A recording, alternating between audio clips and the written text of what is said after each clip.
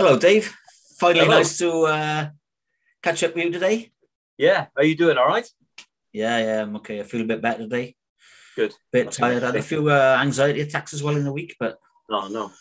yeah, that was a bit mad. But Yeah, is that because you've been worried about your results and stuff, perhaps? no, I don't know what it is. Yeah. Well, remember I said a few weeks ago I wasn't really right, and then Yeah. it's steadily been getting worse. So, Okay. but yeah, never mind. Yeah. Moving on from that quickly. Yeah. I don't want to bore people with my mental health issues. No. We'll save that for another episode. Yeah, definitely. That's going to be a long one.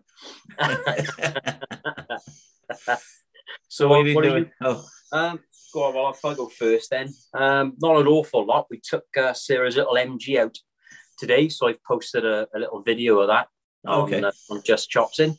I didn't realise it was running. Yeah. She's mechanically sound. She did a bit of work on it yesterday with her dad to get it running a bit better because it's been running a bit rich. So she's ordered electronic ignition for it as well now because it's got like a distributor and points and stuff. So we're going to rip all that out. But yeah, it's running well. So she's been out and that today. So that was nice. And then yesterday, believe it or not, I was going to have a chill day yesterday, playing my video games and stuff, and I didn't. And I ended up watching the funeral of all things, which, I turned it on, not really sort of intended to watch it. And then I ended up watching it from start to finish. So, yeah. And then What did you feel? I was a bit down in the afternoon. I can't lie to you. Oh, we should have recorded. Yeah. By the time she come home, I was on a bit of a downer, but whether it's because of that or what, I don't know. But I learned a few interesting facts. So the one fact that I learned that I never knew before was that the royal family's coffins are lead lined. And the reason why they do that is because apparently it seals them airtight and it preserves the body longer. How about that? And the point of that is? I don't know. Apart from the fact that it weighs like 1/4 ton and it's probably harder for the bearers to carry, I would imagine. But don't know. That was because they put them in a crypt, haven't they? They haven't put them buried in the chapel. Yeah, I don't quite understand why they do that, but obviously it's something that they do. Don't know why. Maybe they're not really dead. Don't know, like Elvis Presley. Yeah. And they'll be seeing him on the moon. That's right, yeah. So Prince Philip next year will be on the front cover of the Star in a bus on the moon. Yeah, the Star, the Sport. Oh, Sport, that's it, yeah. Is that still around, that paper? I don't know, I expect it is. I don't know, I'd have to have a look. They had some wacky headlines in there. That's probably my best inspiration. Yes. Because all I keep coming up with at the moment is flipping baby names. Yeah, so we've got another one of them. Yeah, flipping heck. Another baby name's cropped up now. 2 women are best friends, and one woman is adamant that she never wants children, and the other woman gets pregnant and decides she's going to call her baby Robin. Right. And then the other one has a fucking fit because she wants to call her baby Robin. She's never going to have children, but she wants to call her Robin. So they've fallen out over that now. Crazy. I just hope that their surname isn't Bastard. Otherwise, it's going to be called Robin Bastard. That's right. Aye. So, well, Neil done that mine because I was going to call Shannon Brandon, and he got a little boy called Brandon. Brandon Crowe. Yeah. I was going to not Neil, our number one fan. Neil, our number one fan, definitely deserves a shout out. Yeah. Oh, well, this is for you, Neil George. You've got a shout out today. Yeah. Since you're our number one fan. That's it. And that sucks from you actually for nicking David's baby's name. It's pretty bad, isn't it? Yeah. I know you're a fan, but you don't have to go that far. That's right. So yeah, I was going to call Shannon if she was a boy, Brandon after Brandon Lee. Oh, okay. That's where I got my inspiration from. Well, luckily she wasn't a boy. That's it. And obviously Neil got his inspiration from me. Yeah, as he does. Yeah, I think he gets right. all his inspiration from this podcast at the moment. Yeah. He's the only one, but that's right. I think we'll have to have him on as well. We'll have him on as a guest. Yeah. He can tell us how long he's known us for and stuff. Yeah. How long he's been in the family. That's right, yeah. Since 1977. He is 5 years, isn't it? Might be I don't know how old he is. Maybe 76. I think he's 76, I think, actually. Yeah. I'm not sure, 100% certain. He'll have to put a comment and tell us how old he is. Yeah. I know he's had his jab, so he's over 40 because he's had his first jab, yeah. Okay. Well, he looks older than us, but... Oh, he shouldn't have said that. Yeah, that's our number one fan gone. Back down to 0 again. Sorry, Neil, come back and watch 61 videos of this episode. So, who are we interviewing today then? We've got the great and famous or not so famous Lee Reynolds from the 925s. Excellent. I keep saying they're my band, but well, they were Lee's band, but they were my band also, you know. They're the band I managed, got them signed to a label and had some minor success with them. Cool. The album was in the stores, so, you know, in places like the equivalent to, I suppose the equivalent would be Curry's over there. Do they sell records in Curry's over there? In massive electrical department stores? No, not so much. We got like HMV that, and probably John Menzies would have been over here, but they're more like news agency.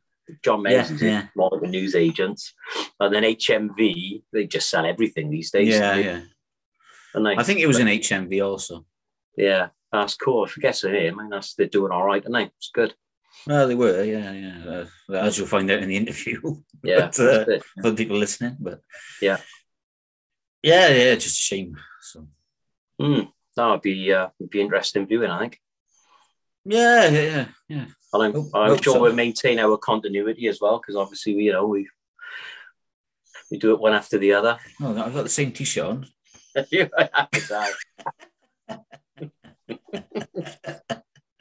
We're definitely going to get caught out soon with the T-shirt, so I'm going to run out of Perla ones before long. I think we're going to get caught out with the continuity on this video.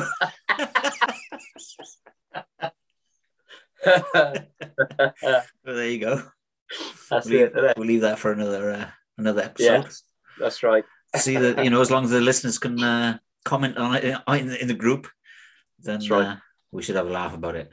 Yeah, definitely. Okay, good. So what have you been doing then this week? Well, I've been doing nothing really. Yeah, because I've been ill off work, and I had to get photographs of my lungs taken, and I had to get some blood taken, and so I'm trying to rest as much as I can, and so not much. Trying to find some weird stories in the news, but more baby names. Yeah, and I definitely didn't watch the funeral, otherwise I would have had me in tears probably. Yeah. So I saw Marky Marquez was back on his motorbike after his accident. Okay. So that's good news. Yeah, on a MotoGP. He's a bit of a wild one on it, but yeah, he's class, isn't he? Yeah. Is he 6 times world champion now? I don't know, but I know he won it the first season he went into it, didn't he? Yeah, and he's won it every year since. So I saw an interview with him on the news or on the sports program yesterday. He said he's actually nervous about getting on a bike, which is not like him. Yeah. So I think it was the first time after his accident. Yeah. So well, let's see how he does. Mm. That was the interview. That's the one thing he had going for him, didn't he? He didn't have any fear. Yeah. That was changed. When he joined. Yeah. All right. Okay. I might not be the same now, eh? Yeah. Yeah. Have to see. Okay. Yeah. Okay. Yeah. Let's cut to the interview, and then I'll speak to you later. Okay. So, hello, guys. And today's guest is Lee Reynolds from the infamous 925s. Such a long time ago now. How are you, Dave? Yeah, I'm good. I'm good. Yeah, I can hear me. Good, man. So, where do we start, Lee? I mean... at the beginning. At the beginning, yeah. So you started life. Well, I can't say you started life as a drummer, but you started life as a baby, I suppose. But Yeah. as a sperm, as a sperm, perhaps. But you started your early musical career as a drummer. Yeah, that was my first thing I did. Really, I didn't really. Well, I started that quite late on, to be honest. I didn't start that till I was around 16. Oh, okay, I thought you started earlier. No, I started around 16. And that was it, really. I didn't really have any interest in music or anything before that at all. Oh, okay. It all okay. sort of came in at once. So yeah, that was the first thing I did. Yeah. I sort of lagged the guitar after that for a few years. So did you play in any other bands before the 95s as a drummer? Yeah, yeah, Mesh 29. Oh yeah, that's right. Yeah, I remember now. Yeah, that was you Yeah. and Wincy or Mincy or whatever his name was. What was his name? Mezza. Oh yeah. I was almost there. Mincy and Wincy, yeah.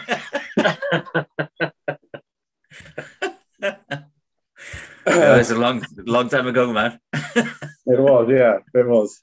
But yeah, that's the first thing I did, and then obviously it was the 95s. They were the two main bands I was ever in. Yeah.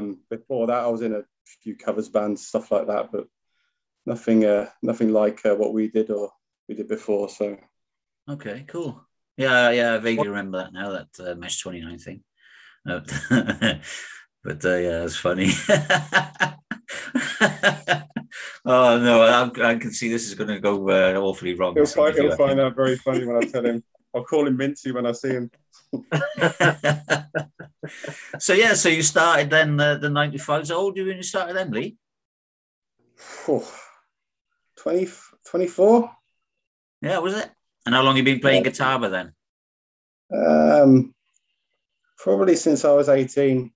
Oh, okay. Never became amazing at it, but good enough to. Yeah, sing through power chords. Exactly, yeah. All the way through. Yeah. Exactly, yeah.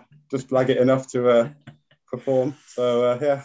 Because I think I met you in what 2006, maybe 2005. I'd say 2006. I think it was 2006. Because you won the demo of the year. Was it before I met you? You won the demo of the year competition, or after? What was that? It was before we won that first. It was Cakewalk, wasn't it? Something like that. Cakewalk, yeah, that was it. Yeah. Yeah, Cakewalk demo of the year, and we won a few goodies in that, which we ended up selling to pay for the trip over to Holland to meet you. So yeah, you had like a little home recording studio. Yeah, exactly, like speakers, interface, and software, stuff like that. And we sold it all on eBay. Oh, okay. Hired a van. Oh, you must have contacted us around the same sort of time, but that's how we funded our trip to you, basically. Our first trip to you. Yeah. I mean, I only met you because somebody sent me a CD randomly through the post. Yeah, that was Alan Adams, who's unfortunately not with us anymore. Yeah, he's died, eh? Yeah, unexpectedly, actually. I thought he'd outlive everybody, to be honest. He was just one of them people, and I saw that on my feed. I was just like, wow, unexpected. But he did a lot for bands around Peterborough, especially, and he'd pay for their demos to be done and do sort of split singles with them, stuff like that. Yeah, I think that's what you got, actually. You got a split single with us and Destructors. Yeah, I did, yeah. Destructors 999 or whatever it was, and then... 666. Oh, and it was upside down there. It was close. It's too many fucking numbers. Yeah, so I received a split CD in the post, and then then I thought, this band sounds pretty good for a young band, and then I contacted you. I don't know how I must have contacted you through MySpace at the time. Yeah, we were a MySpace band. I remember that. Remember MySpace? Yeah. And then I think we just sort of like hit it off straight away then. Yeah. I mean, we sort of like an instant connection, and me and you, and then we had some weird and wonderful conversations on the phone. Yeah. Especially once when I was at the darts. What was that? Remember, I was at the darts. I was at some darts competition with Phil Taylor and all them lot, and I was absolutely mashed. Oh yeah, I remember that. And Yeah. I couldn't find my hotel room. So in my brainwave of a mind, I phoned you, and you were in England, and I was like, "Oh, I'm stuck out. I don't know where my hotel room is." You know what the fuck you phoning me for? I wouldn't have been able to help you if I was with you. So I was the last person you wanted to call for directions. Fucking hell. Yeah, I'm still shit at directions myself. So, but yeah, I mean, yeah, we had some good times. Then you first came over to Holland for a trip. Did I come to you first, or did you come to me first? I can't remember. We came to you first, then you came over with our producer. Oh yeah, Werner Pensart. Mm-hmm. And you came to me then. We did a show, see if you could play or not. And with I think that was your main fanboy was Niels de Saar at the time. And, I don't think you'll ever listen to this podcast. So, do you still speak to him? Yeah, I still see him now and again. Yeah, my daughter was going to the same school as his kids, so but no, she's in a different school now. So, but yeah, and we did a last show at some place called the Ute, I think, in the Galdrop or something it was called. It was a weird little place in the middle of nowhere, weren't it? Sort of in a it's like a youth club, wasn't it? Real estate or something like that. Yeah. Yeah, it worked out pretty well. We stayed at the pub for a few days, and then you headed back off to Blighty.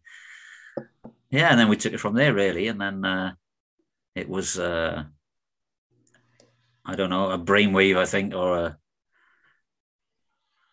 can you call it a brainwave?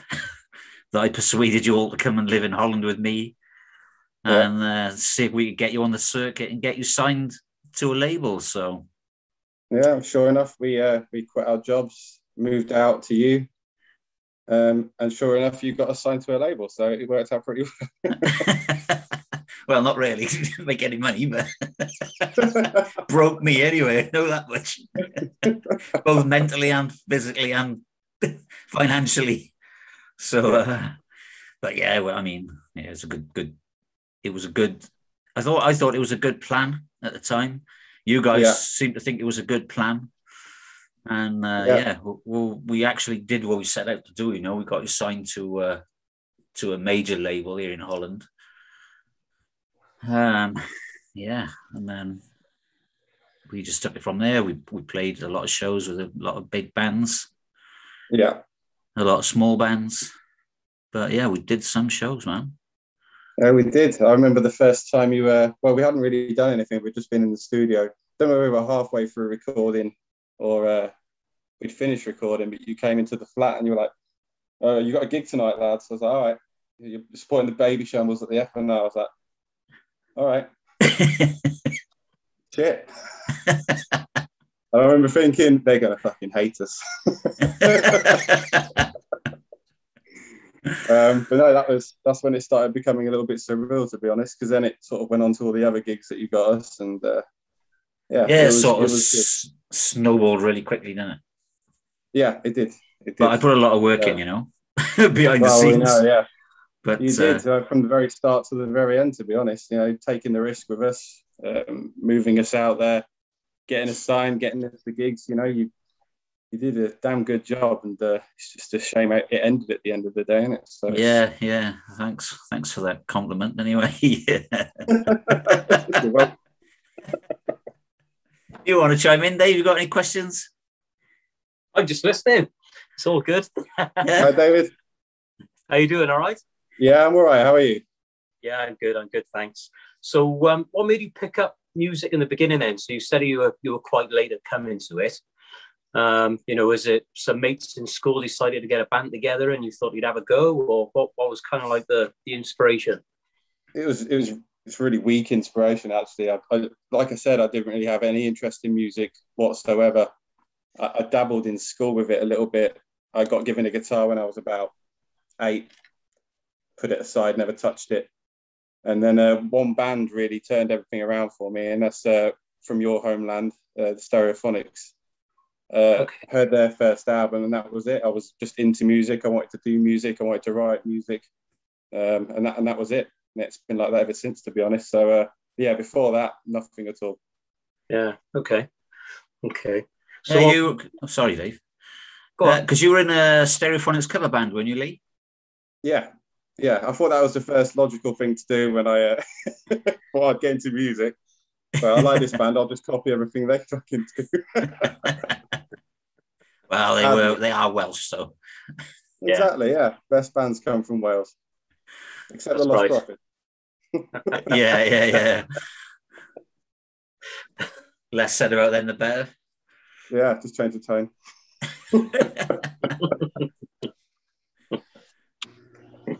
Anyway, next question.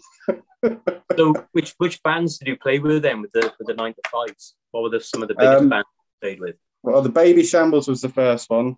I remember that gig very clearly. Yeah, they fucked all their gear up. Yeah, well, what did he say? They wanted to go on before us as people were walking in. So can we use your guitar? Yeah, they wanted to sing a couple of songs or whatever, just dick about. And then they put everything out of tune, didn't they? And they fucking messed around with all the settings on the gear. Yeah, changed all James's pedals. Yeah. He tuned all the guitars. Yeah. It's just the way he was, I guess, wasn't it? But yeah, fucking smackhead. You remember what he was like backstage, eh? Yeah. They have to drag him on stage. Yeah, he was wasted, wasn't he? Yeah, he was, yeah. Well, have you seen him now? No. Oh, you should look up a recent picture of him. Yeah? Is he fat or is he fucked? Yeah, he's really fucking fat. Oh, is he? He's either going to be fat or fucked. It's one of the two options. He's both, I think, yeah. But yeah, he doesn't look... he looks happy, but, you know. Yeah. Oh, is he clean or...? Well, I doubt it. No, probably not. Who knows? But, yeah, anyway. Yeah, going on from that, Dave? Yeah, so who else said the Baby Shambles? So we did the Baby Shambles. Then we had a Fratelli's gig, which was unreal. I was in the Paradiso. That was in the Paradiso. Yeah, that was filmed, I think, and that's long lost now. That DVD, I think, just doesn't exist anymore. But it's a shame. But yeah, that was a really good gig. Then we had a support tour with We Are Scientists. Yeah. How many gigs did we do with them? 10, 12, something like that? No, 3. You did 2 in England, and you did 2 in England, and you did 3 in Holland. So it's 5, yeah. Oh, I think it was more than 3 in Holland. No. I looked it up today, actually. Oh, right. You probably know better than me, then. Yeah. No, you did 2 in the UK, and that's how we got the Dutch ones off the back of it. Oh, okay, all right. I could have sworn we did like a massive tour with them in Holland. No. We did 3. All right. So, but still, it was pretty good. Oh, yeah, no, they were great. Do you know them, Dave? We Are Scientists? No, I don't know. No, they're a pretty cool band, actually.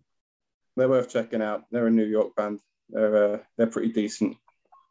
Okay. Not really about much anymore, but in the day they were really good. One of the top sort of indie bands at that time, so worth checking out. Will do, yeah. Okay. And then after that, the biggest one I think you got us was the tour with Golden Earring. They were big venues, weren't they? Yeah, I mean, Heineken Music Hall and places like that, you know. Mm-hmm. 013, main room of the FNR. Well, we did a couple of gigs in main room of the FNR, but yeah, they were pretty big gigs with a hearing. Yeah, what was the audiences? Sorry, how big were the audiences then? 5,000. Some of them plus. Yeah. So how did that go, Henry, compared to some of the smaller venues you played in? Weird. It was, again, it's just surreal. Until you're up there playing, it's surreal. I used to get nervous before every gig, every single gig. I was just a bag of nerves.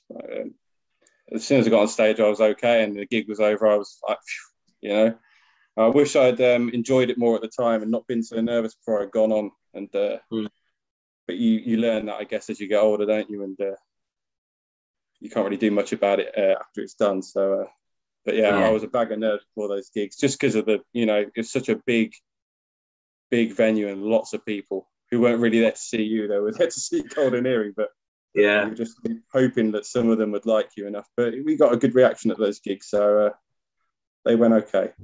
Oh, that's cool. Yeah. How far back do you see? So obviously, when you're in a small venue, you can probably see everybody right at the back of the venue. But obviously, in a larger venue, do you sort of focus on the first couple of rows, or how do you look at that? I try not to look at anyone, to be honest. But yeah, it just looks like a swarm at the back. You can see a few lights and stuff. And you can make out like the first 20 rows maybe. But after that, it's just fuzz. You don't really see anything. Yeah. There's all smoke machines going on and light shows going on. You just don't really. You're too busy in the moment. I think too busy concentrating on what you're doing to sort of pay attention to all those other things that are going on around you. So you don't get to enjoy it as much in a sense because you're too busy, trying not to fuck something up. Yeah, well, you might have been, but James couldn't give a fuck. No. That was his sound.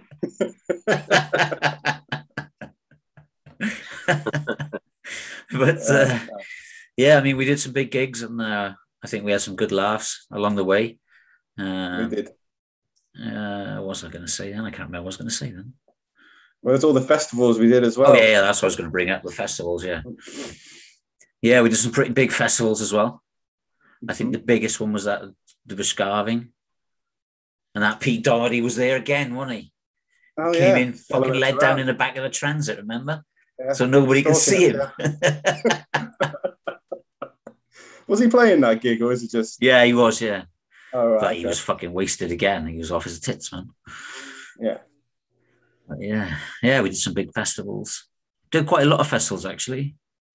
We did. I think we did more festivals than we did club gigs, to be honest. Yeah. And we did a few radio shows.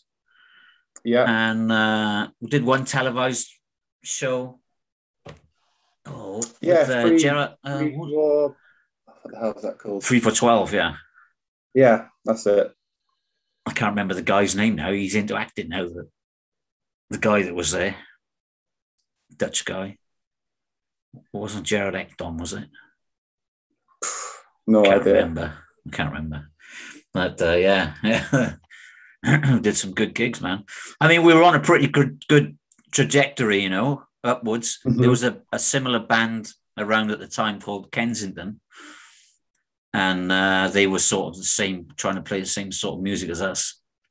Mm-hmm. And they were probably a little bit behind us in terms of how fast we were going, Yeah. And one of the girls that used to come in the pub used to live with a couple of the guys as well, because they were all students together, if you remember. And yeah, it's just a shame that, Kensington are huge now. Are they? Yeah, they're massive, man. They play like the Galder Dome sold out gigs, and you're talking 30,000 people, Wow. It's just a shame that we couldn't have. Well, we were definitely on the way up before. We were on track, yeah, for sure. Yeah, but yeah, it all went a bit Pete Tong, as they say. Yeah, it does. But, it did. Yeah. What did you attribute that to then? Do you attribute that down to a woman's influence, or? I think there was a lot going on with our drummer at the time. Oh yeah, with Rob, yeah. Yeah, and I was kind of sticking up for him a bit, and it just drew a divide between us all, I think. Which is because Rob hated coming over, didn't he? Yeah, he wanted to stay with his girlfriend, and I was sort of in an OCD mode where I was like, Rob's our drummer, he has to be our drummer. And I look back and I would do everything differently now. Honestly, I would. But it comes with age and experience, doesn't it? But yeah, I was very OCD about things. Things had to be a particular way back then for me. And it was just like, no, Rob's our drummer. No one else can be our drummer. That's it. And I think that was the main cause of whatever happened. It definitely went a bit sour and left a sour taste in both of our mouths. We fell out over it for a few years, and we were bitchy towards each other. Wouldn't talk to each other, and we had such a good relationship together, and it was just a shame that it blew up so badly. Yeah, it wasn't just the fact the band had ended. It was like, I was so used to us being around each other and us working together and doing our thing, having a good time. When I Yeah, came back here, all that had gone. I was just like, it was a weird adjustment. yeah. I had the same sort of thing. I felt the same thing as well. Mm. But yeah. So, I mean, what were your best memories from being in Holland, do you think? Well, certainly working in the studio. That was, I look back at that and just think, well, we're really lucky to do that. We were really lucky to do all the things we did, the bands we supported, the venues we played, all that sort of stuff, the radio shows we went on. We were very, very lucky, thanks to you. And well, I wouldn't have been able to do it without you guys, but well, it's like I say, if I could go back and do it all again, I'll do it all differently. But you can say that about anything, can't you? Yeah, of course. Hindsight is a wonderful thing, isn't it? Yeah. But for many years after that, I'll be watching us on YouTube and just reliving some of the memories in my head, just thinking, fuck, I wish I'd stuck at that and, hadn't gone off in a little tip and hadn't fallen out and done all that sort of stuff. But yeah, these things happen, don't they? And when you're younger and stuff like that, yeah. You just react a certain way, don't you? So it's it's pretty painful. Mm. But but then you went back to the UK and you started the 95s UK, because obviously we carried on with the band, trying to salvage something out of it because we had some equity with the album and stuff. Yeah. And you'd started the 95s UK. I mean, how did that go for you, really? I think that was I wasn't in the band anymore, and I had to be in the band. I didn't want it to end. Yeah. So I got some lads together, and we just started up again. But I mean, it was never the same. When you talk about 4 people or 3 people or a band gelling together. Yeah.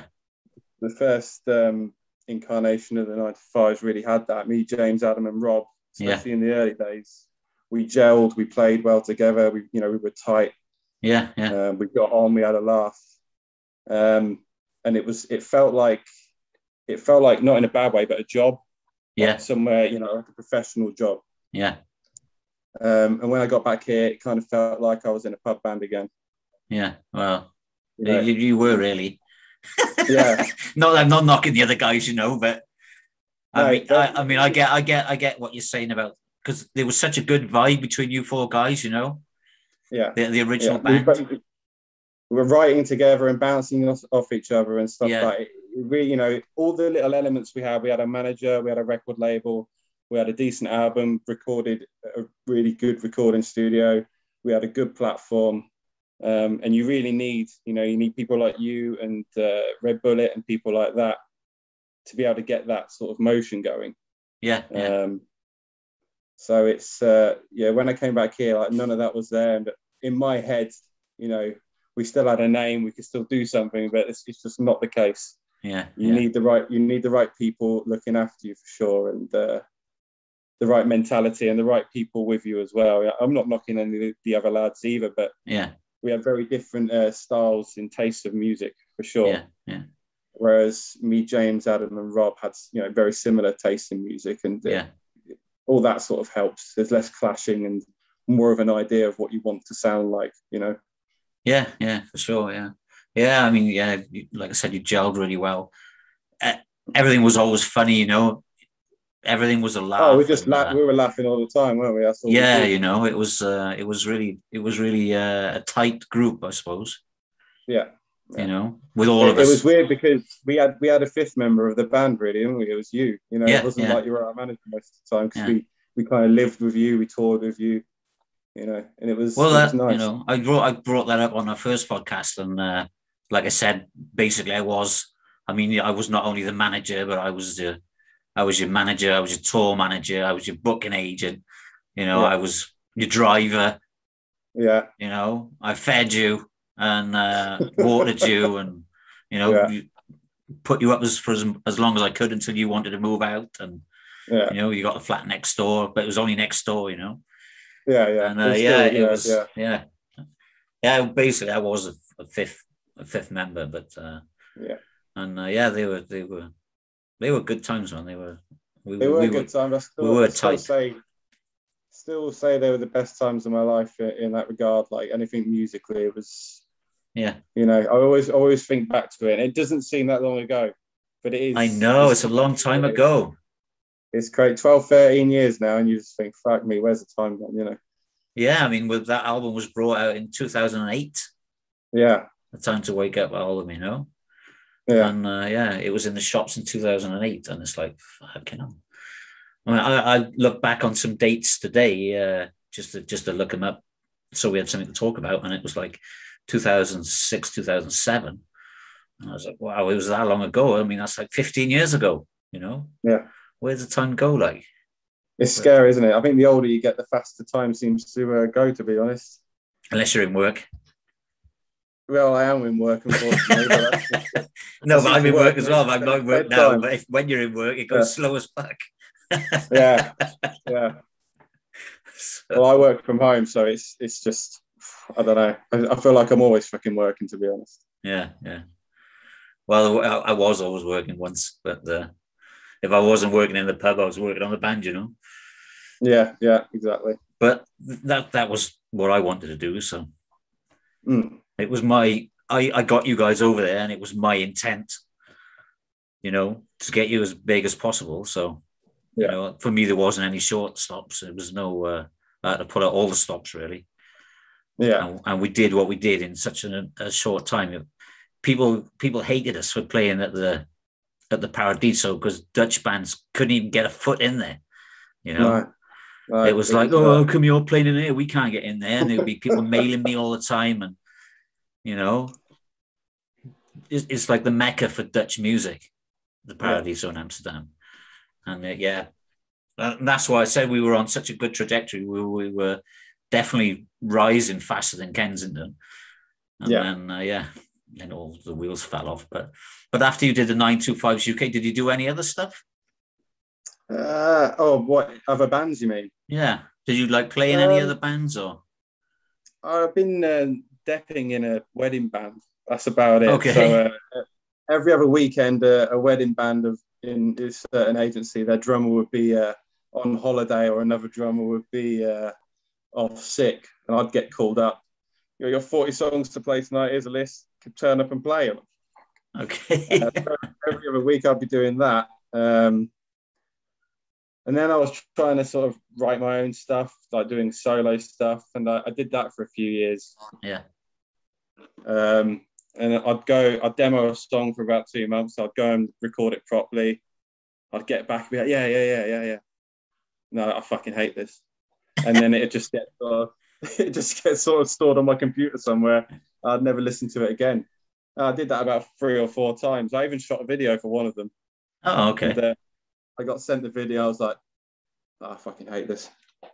And it just kept happening. And I just thought, no. And I think a lot of the time I was trying to be too poppy. And I'm like, I'm not a pop artist, you know. Yeah.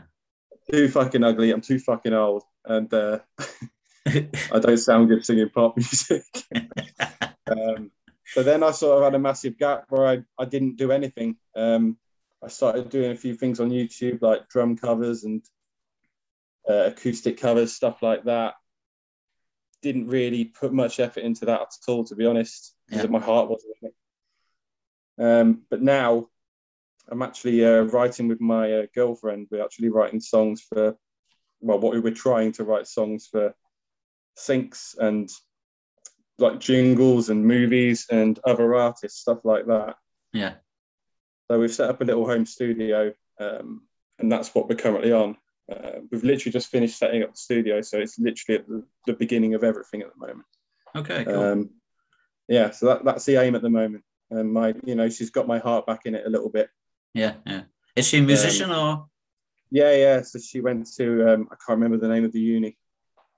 It was a London uni for musicians, and she literally went there to study songwriting. Oh, okay. So she brings her professionalism to the table, and I bring whatever the hell I've got to the table.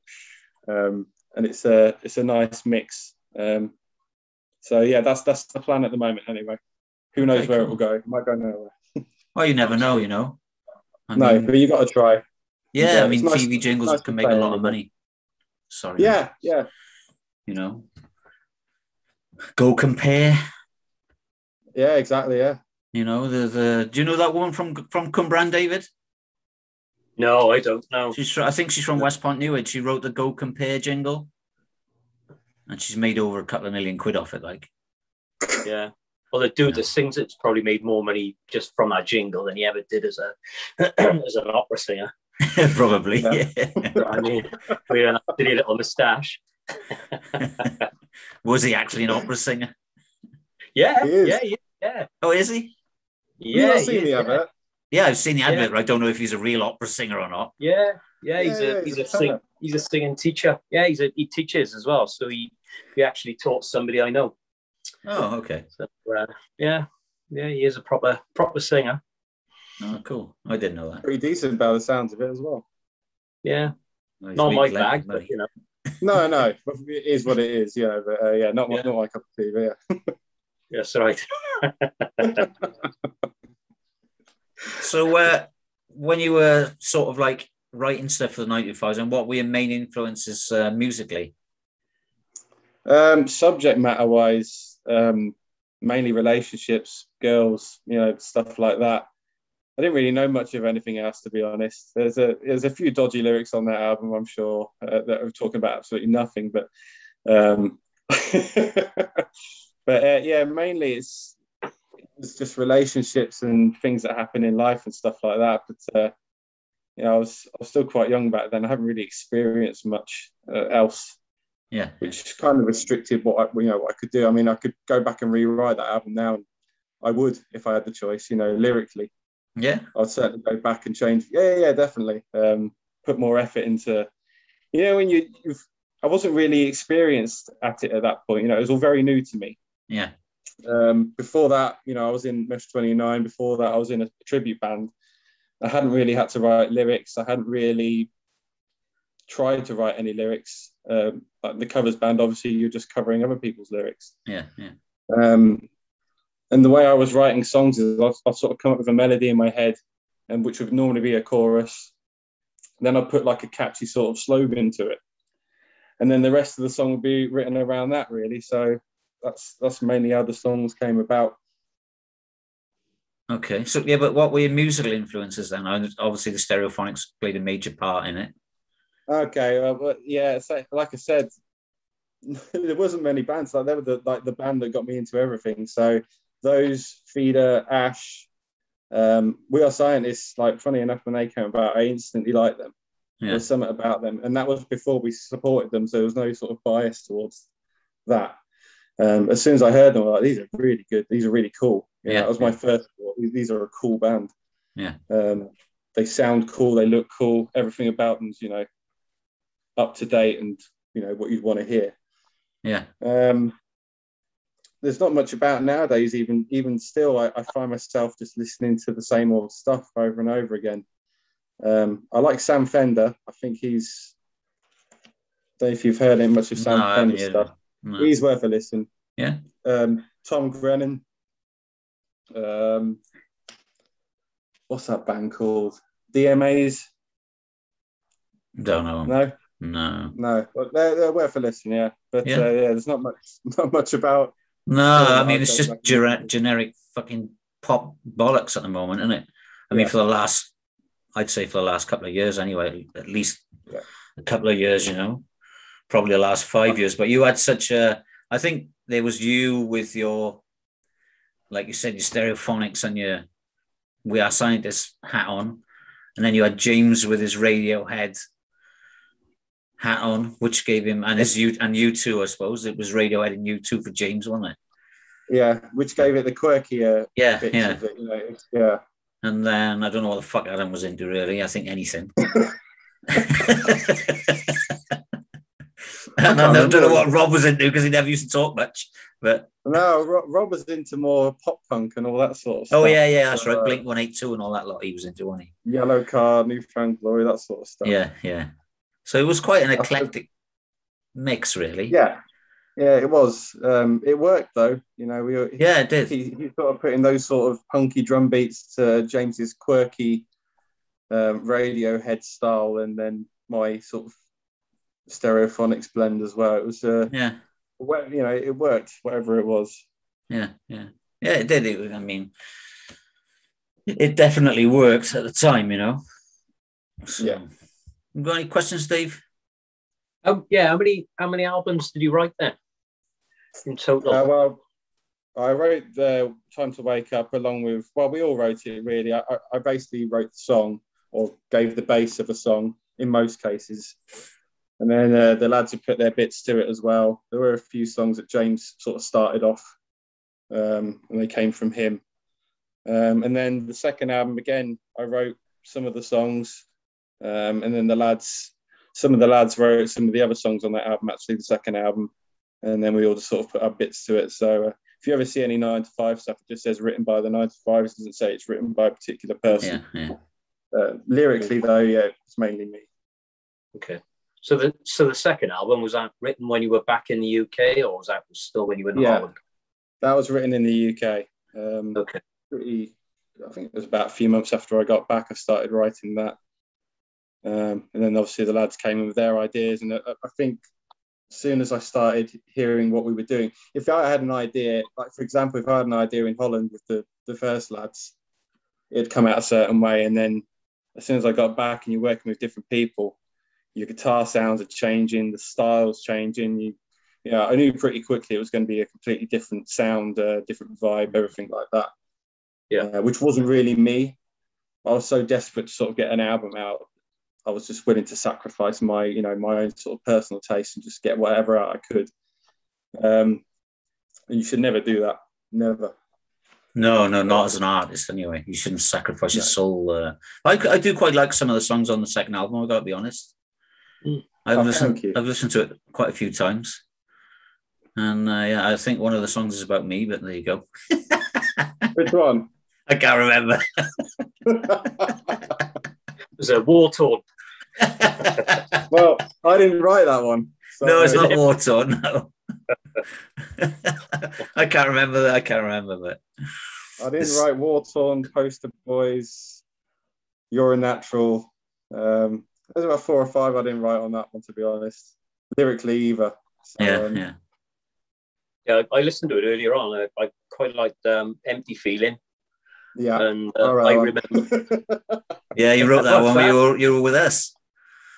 Yeah, I did. Yeah, that actually started out in Holland, that song. Yeah. I think that's the only one, though. Yeah. Was that the only one on there? There's Empty Feeling. There's another song on there, I think. Lazy Days. Because James wrote the opening riff, didn't he? Empty Feeling. I remember that. Mm-hmm. Yeah. And this what's the other track on there? I can't remember. Oh, it's something to do with I would drive 1,000,000 miles or something. Remember. Yeah, that's it. That's the one you wrote about me. I remember. Yeah, of course. As soon as I heard it, I was like, he wrote that about me. I know he did.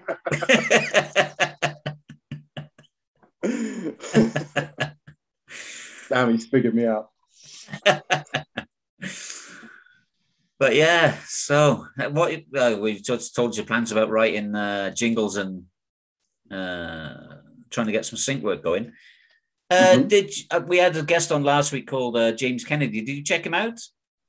I did, yeah. I like his stuff. Because he's looking for a drummer. I heard, did you watch the interview? Drummer, yeah. I heard most of the interview, yeah. Yeah? You should hit him a line, man, because, he might be up for it. Because you're not in any bands at the moment, Huh? He's in South Wales. Oh, okay. He's in the valley somewhere. Logistically, that might be hard. Well, he's doing everything remotely at the moment. Okay. So at the moment, he's just practicing over the internet, He's sending guys their bits. Because on that album, he played everything himself. Right. And now he's just sending stuff out, to different players. And like you said, the only thing he hasn't got is a drummer. And I know you're pretty good on the drum, so.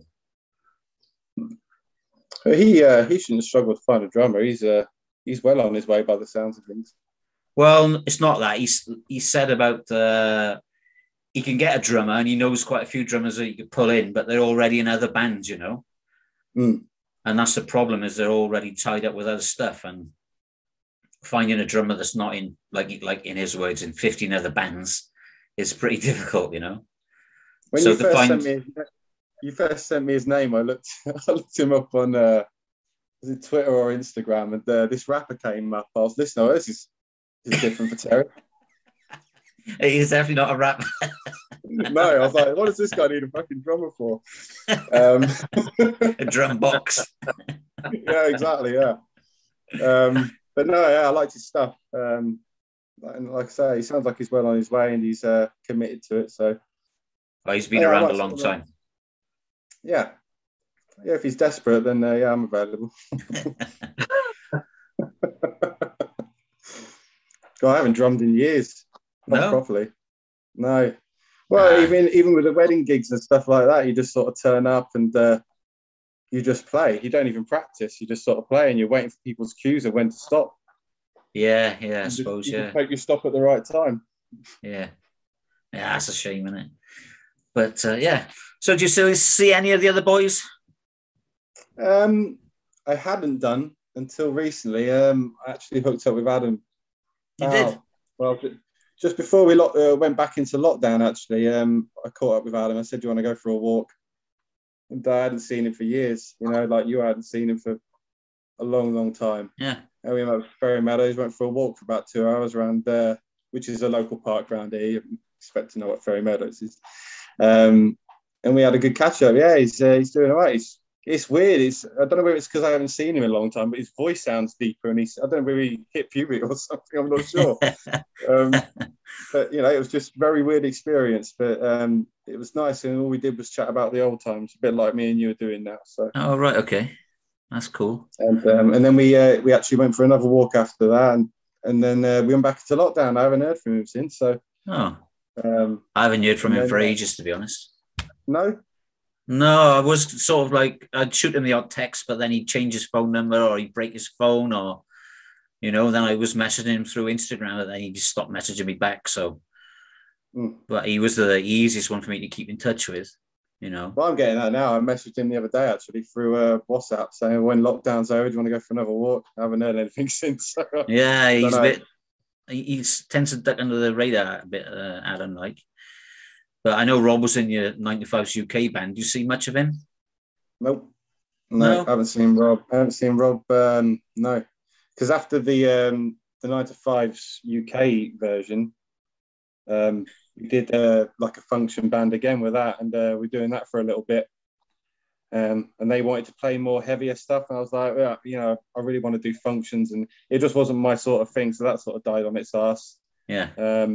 They carried on doing their sort of heavy metal stuff in pubs. Okay. And I haven't really spoken to Rob months, maybe nearly a year. Oh, that's not a shame. directly, like the odd messages through Facebook and stuff like that. But I guess it's this year hasn't helped. You know, you haven't really seen anyone. Like no, that's true. Would. Yeah, it's a bit difficult the last year, and we can't see any light at the end of the tunnel. In 2021 at the moment here in Holland, it's really bad, you know.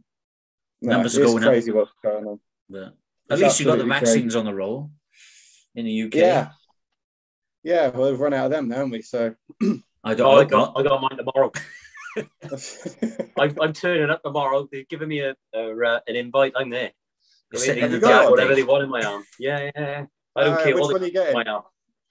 I don't know. They tell you when to turn up. So are you getting the one that gives you blood clots, or the one that turns you into a zombie in 6 months? Well, probably a bit of both, I expect. So we'll see when I turn up. Yeah. So you don't know? No, I don't think they tell you. I think they jam it in your arm, and then they give you a piece of paper to say you need to come back and have this one. That's how they do it in Wales, anyway. So, all right, nice.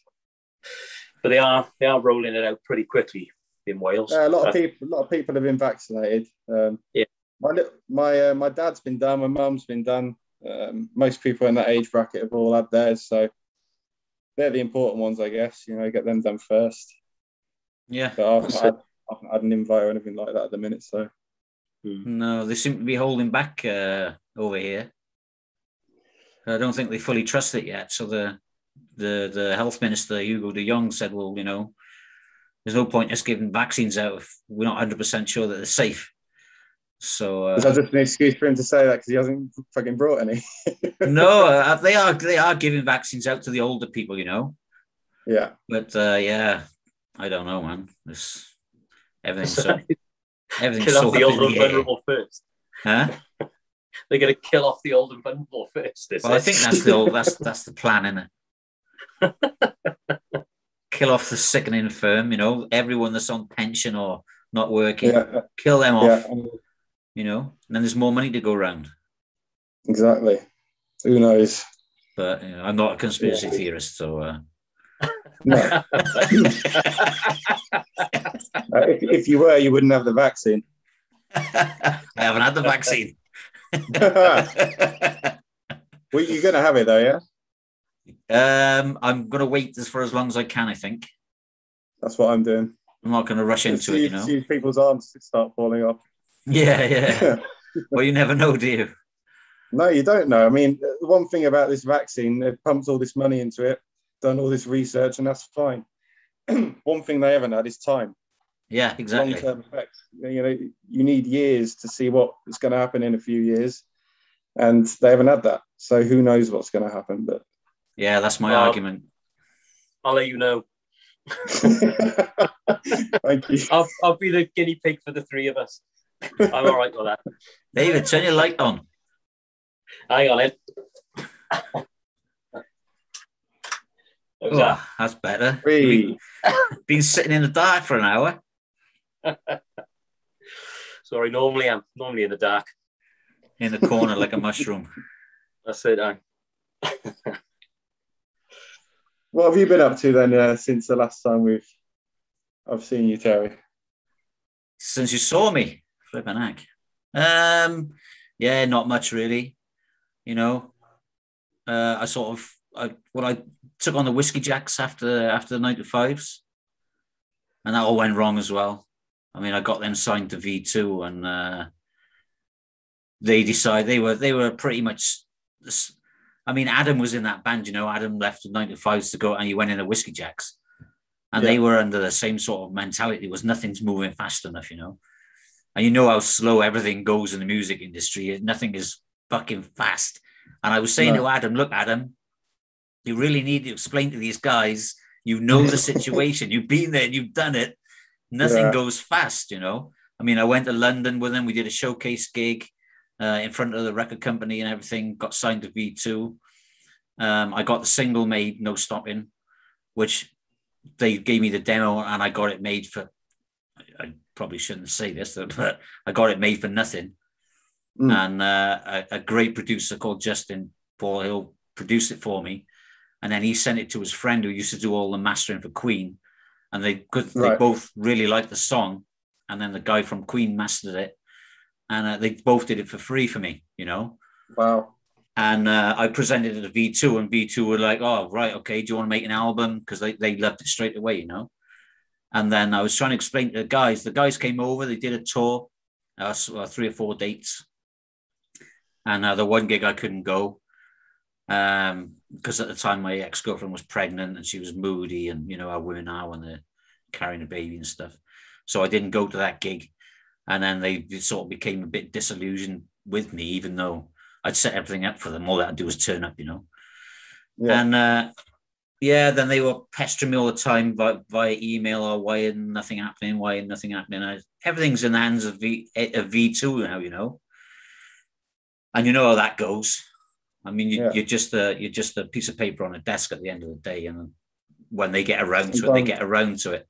And I kept phoning Chris because I had a good relationship with Chris. I met him. Chris was the owner of V2 Benelux, and I met him from presenting 9 to 5s, and we had a sort of a good rapport. So I kept messaging Chris saying, "Oh, look, the guys are on to me, and there's nothing happening," and And then they turned around and they said, "Oh, well, fuck you, we're going to fire you."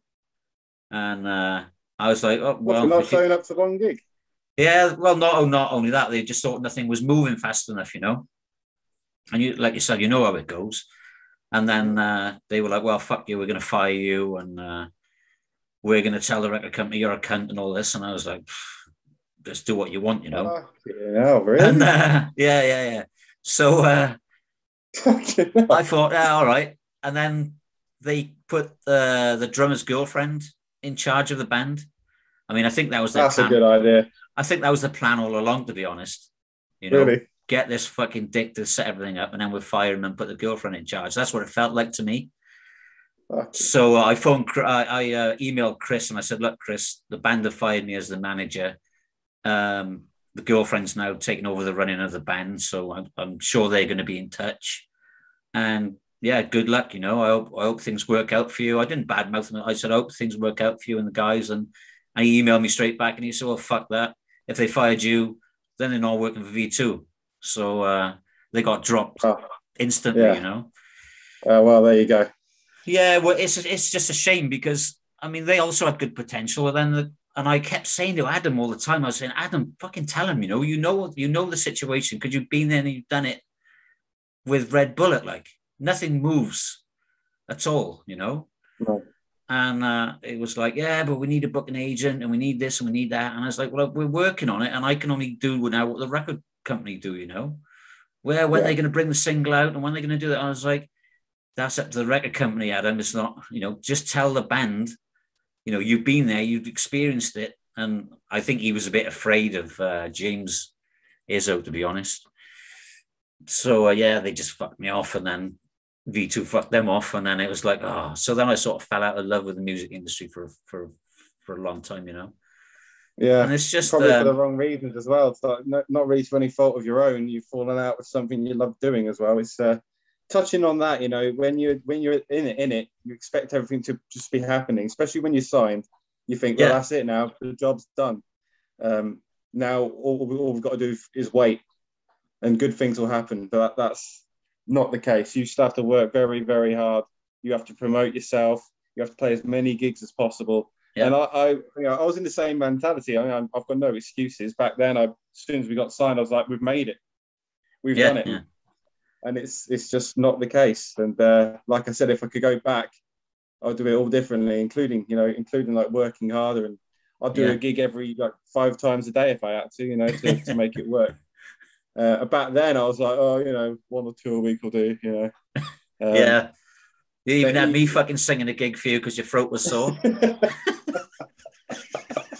I got laryngitis. You'll have to sing this gig for me. Yeah, I did get a sore throat a lot. Yeah, you did have a sore throat, fair play. But that was drinking beer night before though. It just fucked me up for some reason. And I just couldn't sing the day after. Yeah, that's right, yeah. I don't think David knows about that. Oh, yeah. Jack Daniels. I was drinking the wrong stuff, I think. But yeah, so I just sort of fell out of love with everything, you know. I thought, well, I've had the wrong rub with the fucking 9 to 5s, and now I've had definitely the wrong rub with the fucking Whiskey Jacks. So I thought, fuck it, you know, no more music for me. Even though in the back of my mind, I was always sort of like looking on the internet, seeing if I could find something. Yeah. But nothing stood out to me because, I mean, I wasn't looking for it in the first place. No. You know, when your CD dropped on the floor, it's like, you know, this is a bit of a bolt from the blue, but you know, I think it's those moments that spur you into something great. And I did make an agreement with Adam about the Whiskey Jacks that I wasn't going to put any money into it. And I said I'll manage it because he phoned me up and he said, will you manage the band? And we've got some good demos and stuff. And I said, well, look, I'll tell you now, I'm not going to put any money into it like I did with the 9 to 5s. And basically because I didn't have any. But I was like, this, you know, I'll do what I can. And then we'll see where we go. And then I couldn't believe it when we got signed to V2. It was like, fucking hell. You know, I've had 2 bands. I've got two labels. And then it was like, 2 different bands. You obviously got, you know what you're doing, you know. Yeah, lightning struck twice, really, I think. You know, and then I just couldn't believe it. And then, then all that shit hit the fan. And who was it? Meadows, I think. One of them said I was hitting on Meadows' sister, and I probably was. I mean, she's pretty fit, so. But You know, I couldn't have been hitting on that much because I was in Holland, but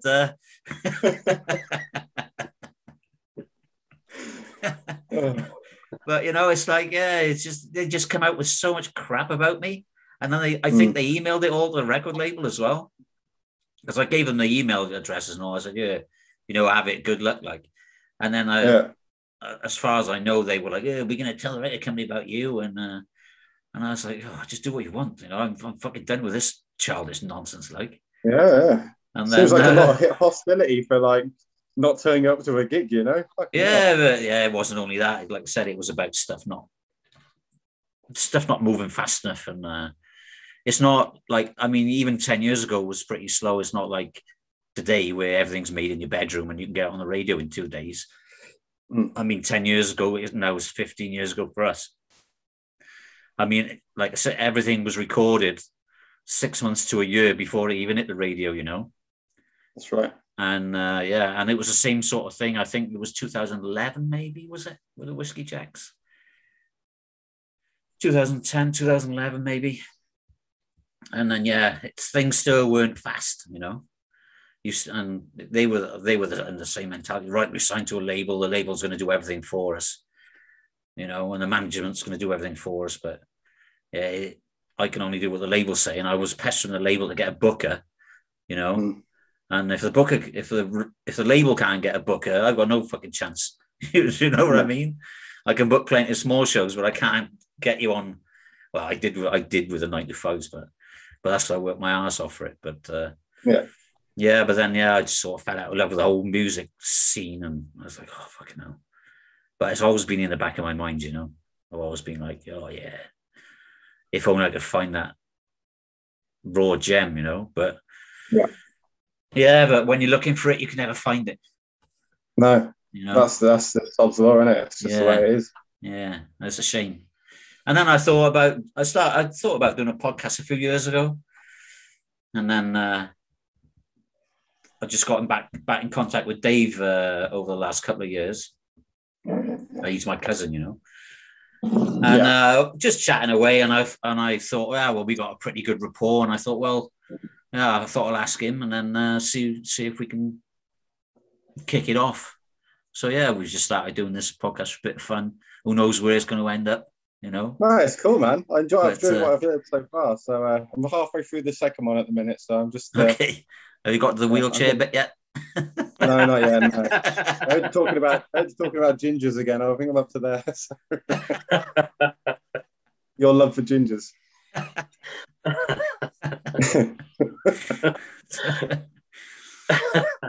But like I said, I'm not gingerist. Yeah, as long as it's not Ed Sheeran. That was in the third episode, wasn't it? Yeah, I don't know. I ain't gingerist either, but I'm definitely Ed Sheeranist. I can't stand the guy. Well, he's coming on next week, Dave. For himself, is he coming on? Awesome. Yeah. I can't wait. I got plenty of questions for Ed.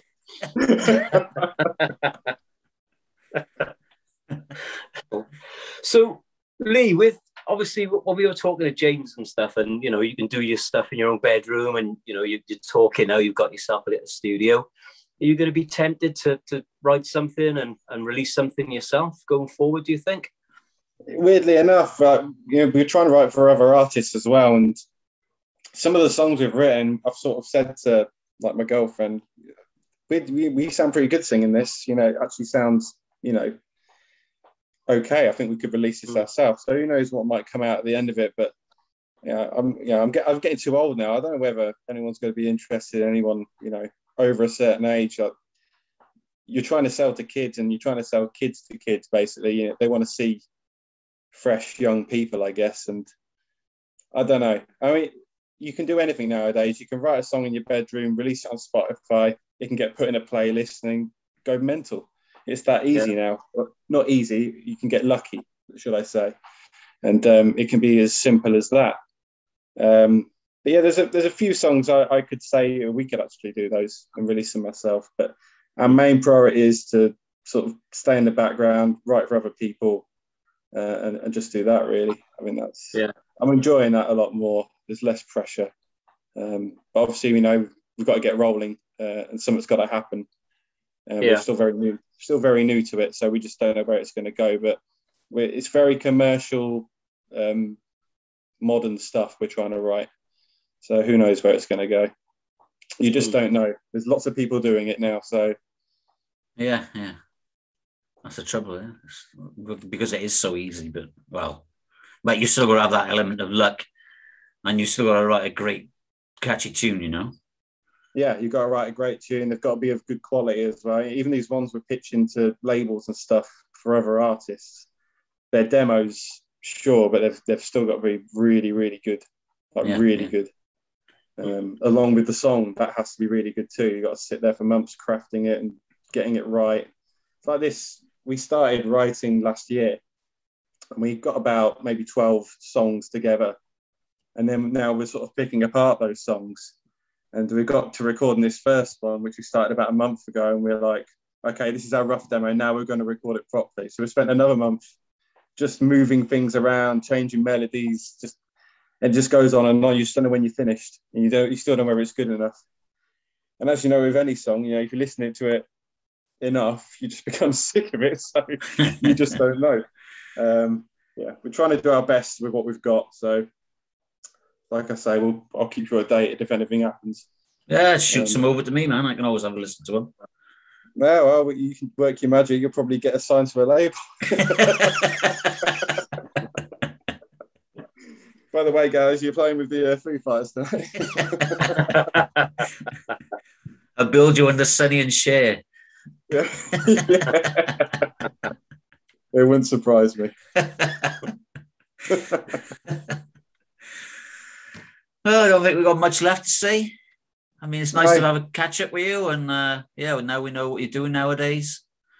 Unless you've got any stories you want to tell about the old days, but I mean, maybe for another podcast, eh?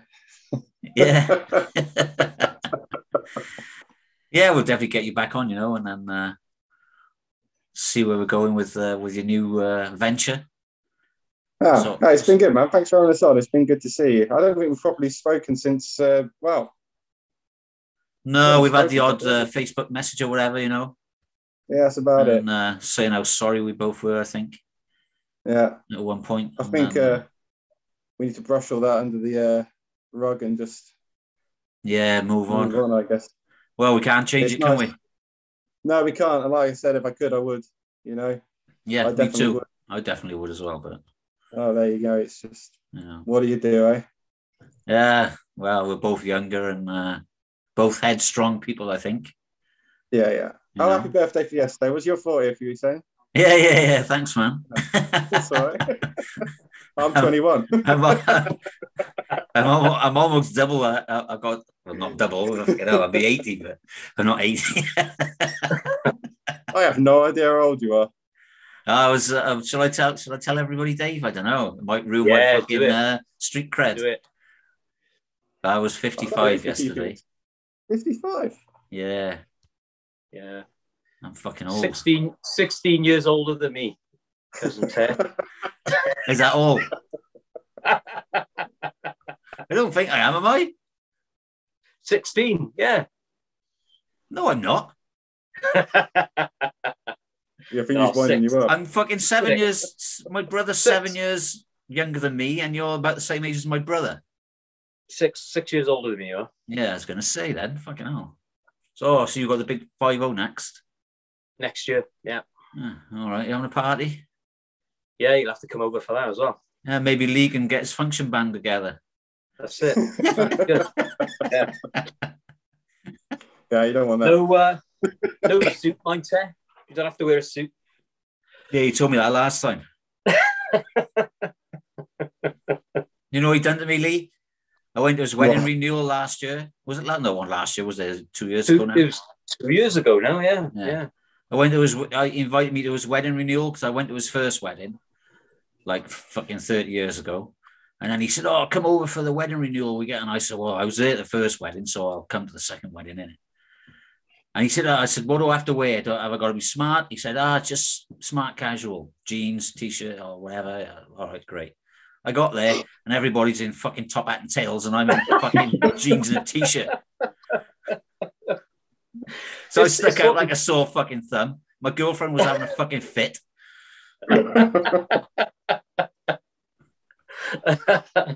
It's sort of developed over that week. So, you know, I had a suit, the missus had a dress, and because we sort of did it like a little miniature wedding, you know what I mean? It was pretty cool, actually. And then everybody else through that week started saying, oh, yeah, you know, I've bought a suit and I've bought a suit and I've bought a suit. I was thinking, oh, you know, I didn't expect everybody to turn up like they did, but, you know, it was just a party. It was to celebrate our 25th wedding anniversary, you know what I mean? So, and because I had finally proposed, I didn't propose for the first wedding because it was a bit of a shotgun wedding because we were young and pregnant. And I decided to propose on our 23rd wedding anniversary. So I said to her, right, you've got to organise a party now. So yeah, it was pretty good. It was nice. But, so nice. We're going to have every 5 years, I think. That's what sort of like she wants to do. So I think it's just an excuse to keep me around, really, just so she can have a party every 5 years. Yeah. I don't know if I'll have a suit to fit me in fucking 5 years. Yeah, I'll probably be on suit number 8 by then, I think, myself. Next time you do it, you want to tell Terry to dress up and then tell everyone else to dress down. So that's right. I won't mind that. So how's the lockdown suiting you, Lee? I'm kind of used to it now. It's shit. Yes. It's really weird not being able to go around my parents, stuff like that, and see my friends. We've only just started playing. I play football once a week with a group of lads. And yesterday was the first time in months that we played. So I'm feeling stiff as shit today. Well, all over. They closed the gyms over a year ago and then they opened them back up in September for a week, I think. So I went in, did some legs, and then I came home. I was really sore after that. And then they closed the things again. I was like, for fuck's sake. You know? So, I haven't done any training for a year now, which is like, I'm getting a bit itchy now, really, to be honest. You tried to do any at home or anything like that? Yeah, I just can't be bothered doing fucking press-ups and sit-ups and shit. It's just not the same. Get motivated at home, isn't it? Yeah, you know, it's like, yes. And then there's other things around it. It's like, oh, I'll watch a telly or I'll have a cup of tea. It's easier.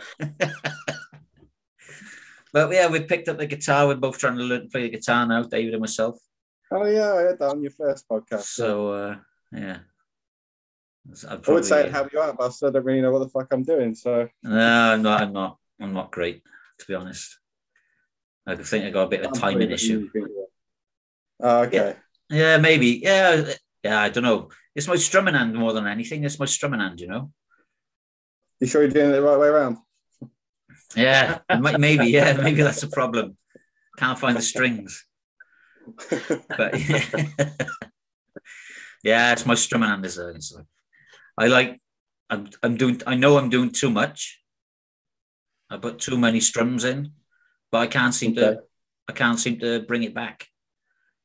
Maybe I'm just trying to find my own way, but my own style, I think. Maybe you'll invent something new. Maybe. I might do. I doubt it. Be a long way for me to go yet. Oh, keep at it, man. You have to play some on your podcast here. Do a progress update every so often. Yeah, that's what I think we're going to do. We're going to do it in a private group, I think. What do you reckon, Dave? Yeah, I'll show them the A chord because I got that. Yeah.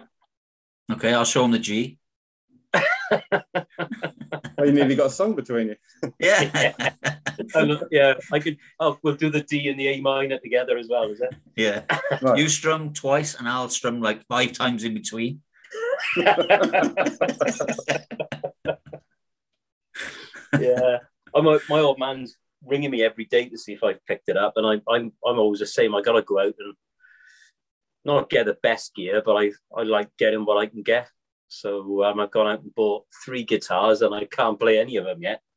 And then I bought one of those nice amps as well, didn't I? I can't remember what it's called now. That Yeah, so I bought myself a Spark amp. So I thought, I'm gonna kick on with this. But yeah, it's not happened. And Sarah, the missus, even bought me some good headphones as well. So I got all the gear. I need a teacher. So and then I'll know, because I want to learn it, but there's other distractions like chocolate, television, Netflix, and cuddling your dog. I'm in my games room at the moment, so I'm a big gamer. I love playing video games. So I was playing an Atari 7800 earlier on, and I'm playing on my PlayStation 4. So I don't know if any of you play games, but as soon as you do that, you can lose like 4 or 5 hours driving without even realizing it. In games, I play COD on the PS4. You can soon lose 4 or 5 hours in an evening. Easily. What? COD, Call of Duty. Oh, okay. Yeah, it's not a game about fish. Oh, I thought it was a fishing game. Yeah.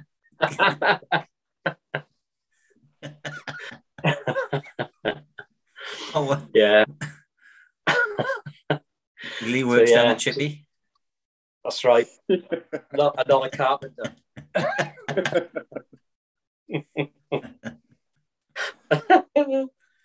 So I do need to get a bit of. I think if we do start doing it, it's going to put me under pressure then to have a crack at it, isn't it? Yeah. So I think that'll be good. That will be good. Well, you can just go on YouTube. You can learn absolutely everything on YouTube for free. If you're struggling with rhythm, then there'll be someone there to help you. Yeah, I've been following that. Justin Sanderco on YouTube. I mean, he's really good. To be fair, he is good, but it's just putting the time in, isn't it? It's all about effort. You get it. You've got to put in 100 to get it one. I mean, that's the thing with the guitar, I think. So, well, especially for me anyway, because I'm obviously not a natural at it. So I'm just gonna have to work at it. Just keep practicing, man. Honestly. Yeah. It'll be worth it in the end. Once you start playing stuff you like the sound of, you want to learn more. Yeah. Ultimately, I love to. There's like a little place up by us in Pontypool. I don't know if you know Pontypool. And it's my mate. He got a little live venue, and they have open mics. And I'd love to go up there and just be able to play something and sing something. Do you know what I mean? Yeah. But that's kind of like my ultimate goal. I don't intend to get into a band and all that sort of stuff. But if I could do that, that'd be cool. Yeah, that would be cool. Yeah, that'd be good. So we'll see. Maybe in, like you're saying about your age, crikey, by the time I can play is probably going to be 6-7 years time. I mean, I'm going to be Terry's age. Thanks, Dave. Well, you won't be my age because I'll be 6 or 7 years fucking older. I know. We're the oldest rockers in town. With me dribbling my wheelchair. Do a taxi.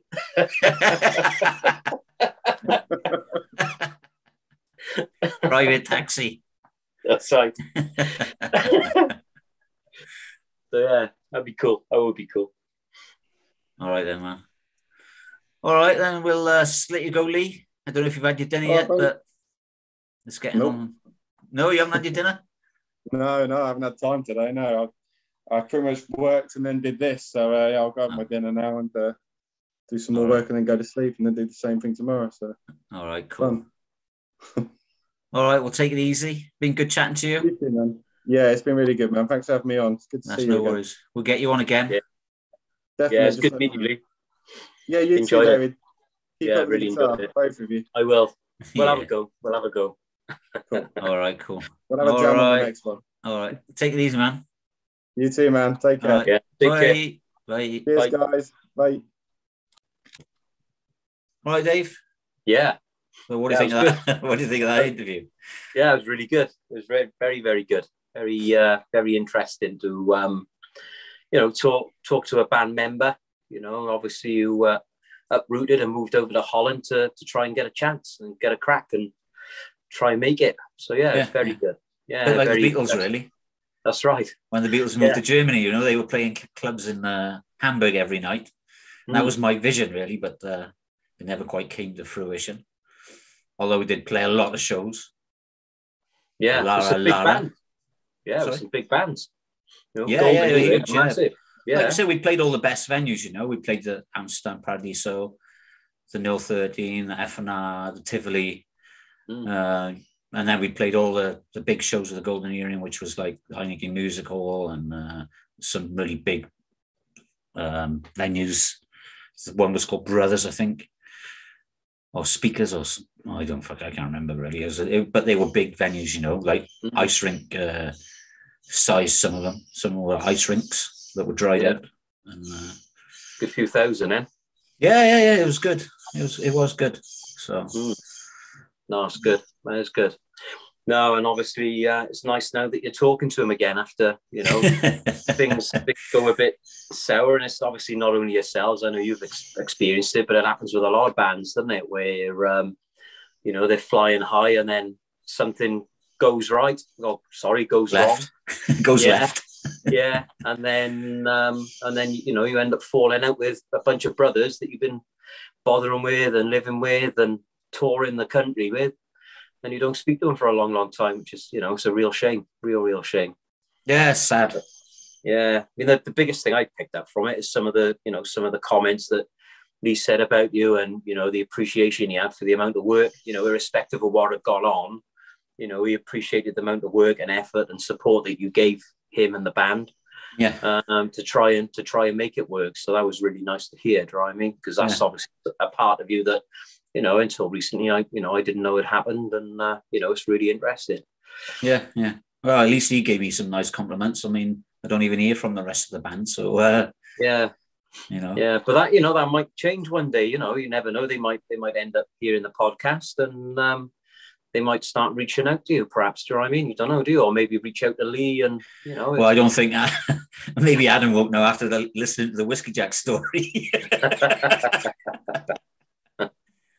You know, another bunch of guys that I got signed, and then that all went wrong, and through no fault of my own, really. I don't think it's through any fault of my own, but you know, it's just circumstances, isn't it? Yeah, we live and learn, don't we? That's what it's all about. You know, there's quite a few, you know, lots of bands out there that are having reunions and stuff. Do you know what I mean? Irrespective of kind of like what level they've got to. So you never know. It could be a reunion at some stage. Yeah, that would be really nice. You know, it would be nice to get the band together to do a couple of shows, maybe, and that would be really cool. Yeah, that's it, isn't it? But you know, as the Eagles said, when hell freezes over. Yeah, but who knows? Who knows? I like the Eagles, so probably know your cup of tea. Oh, California, I've heard of them. Yeah, that's it, man. Yeah, I listened to, because I started off on Michael Jackson, but I do tend to, you know, I listen to lots and lots of different bands. The problem is that with a lot of the bands I listen to, I don't necessarily know all of who they are. But and all of their music, do you know what I mean? So it'd probably be a few, bit like Fleetwood Mac. I probably know a lot more of this stuff than I realise, because I don't necessarily know it's Fleetwood Mac. And it'd be the same with the Eagles as well, you know what I mean? So well, you can't mistake the Eagles, really. I mean, you can mistake Fleetwood Mac because they started as a blues band with Peter Green. I mean, Peter Green was the founder member and absolute genius on the guitar. But as with all geniuses, you know, they tend to go a little bit crazy, and he ended up in Funny Farm for a few years, I believe. But totally different sound came out of the incarnation of Fleetwood Mac after Peter Green, you know. Yeah. Mick Fleetwood kept the name, obviously, because his name was Fleetwood. Totally different sound came out. You know, if you listen to Rumours and if you listen to some early 60s Fleetwood Mac, it's really night and day. Yeah, Rumours. I've definitely heard the Rumours album. Rumours is a fucking phenomenal album, you know. Yeah. I saw a TV program about that once, actually. And they were saying about it was written amidst, because they were all in relationships together. Not all of them, obviously. Mick Fleetwood wasn't, but they were in relationships together. Stevie Nicks and I think Lindsey Buckingham, and John Cunningham married Christy McVie, I believe, or it might even be the other way around. I'm not fucking sure. But they were all going through the breakup process, Oh, right. At the time of writing that album and actually getting them in the room together was a fucking nightmare. Yeah. And the producers, they were talking about the album, making of the album. They said it came out such a phenomenal album because everyone couldn't stand each other at the time. Yeah. You know, and they were all going through so much pain about all the breakups. And there's an interesting fact about Mick Fleetwood is he actually hits a snare harder than he kicks the kick drum. Yeah, so they had to keep miking the snare down and trying to bring up the kick drum, so because he was hitting the snare so hard. Never. Imagine it was one of their heads or something. Yeah, probably venting his frustration, I expect. Yeah, that's mad, isn't it? That is mad. Yeah, that's the thing. See, I can imagine, if, like, you've experienced with a band falling apart, but if you're married as well, right, it's double trouble then, isn't it? So you got the danger of the hard work of keeping a band together, and then also the John McVie and Christine McVie, that was it. McVie was there. Is that where the Muck come from? Is there? John, I don't know. Sure, I think maybe was John McVie in the original band. I can't remember, to be honest. He might have been. I know it was Mick Fleetwood and Peter Green. Yeah, maybe John McVie was in the original band. Yeah. So they were always called Fleetwood Mac, though. Yeah, in the early days they were called Peter Green's Fleetwood Mac. Okay. And then when Peter Green went la la, they dropped the Peter Green's bit. Right. Because they were a heavy blues band. They were really, I don't know, you probably know some of the old songs, like flipping out. I've fucking had it up. I can't remember now. Black Magic Woman and stuff like that. Yeah. There's that opening riff is like, it's really famous, Yeah. And then Santana went on to cover it, and then it's just not the same. Yeah. But yeah, because there's lots and lots of bands in it that have gone through it. I mean, my favorite band, Little Angels, went through it. They all sort of fell out.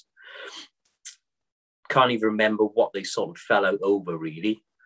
And then when the drummer passed away, they all met back up at the funeral. Yeah.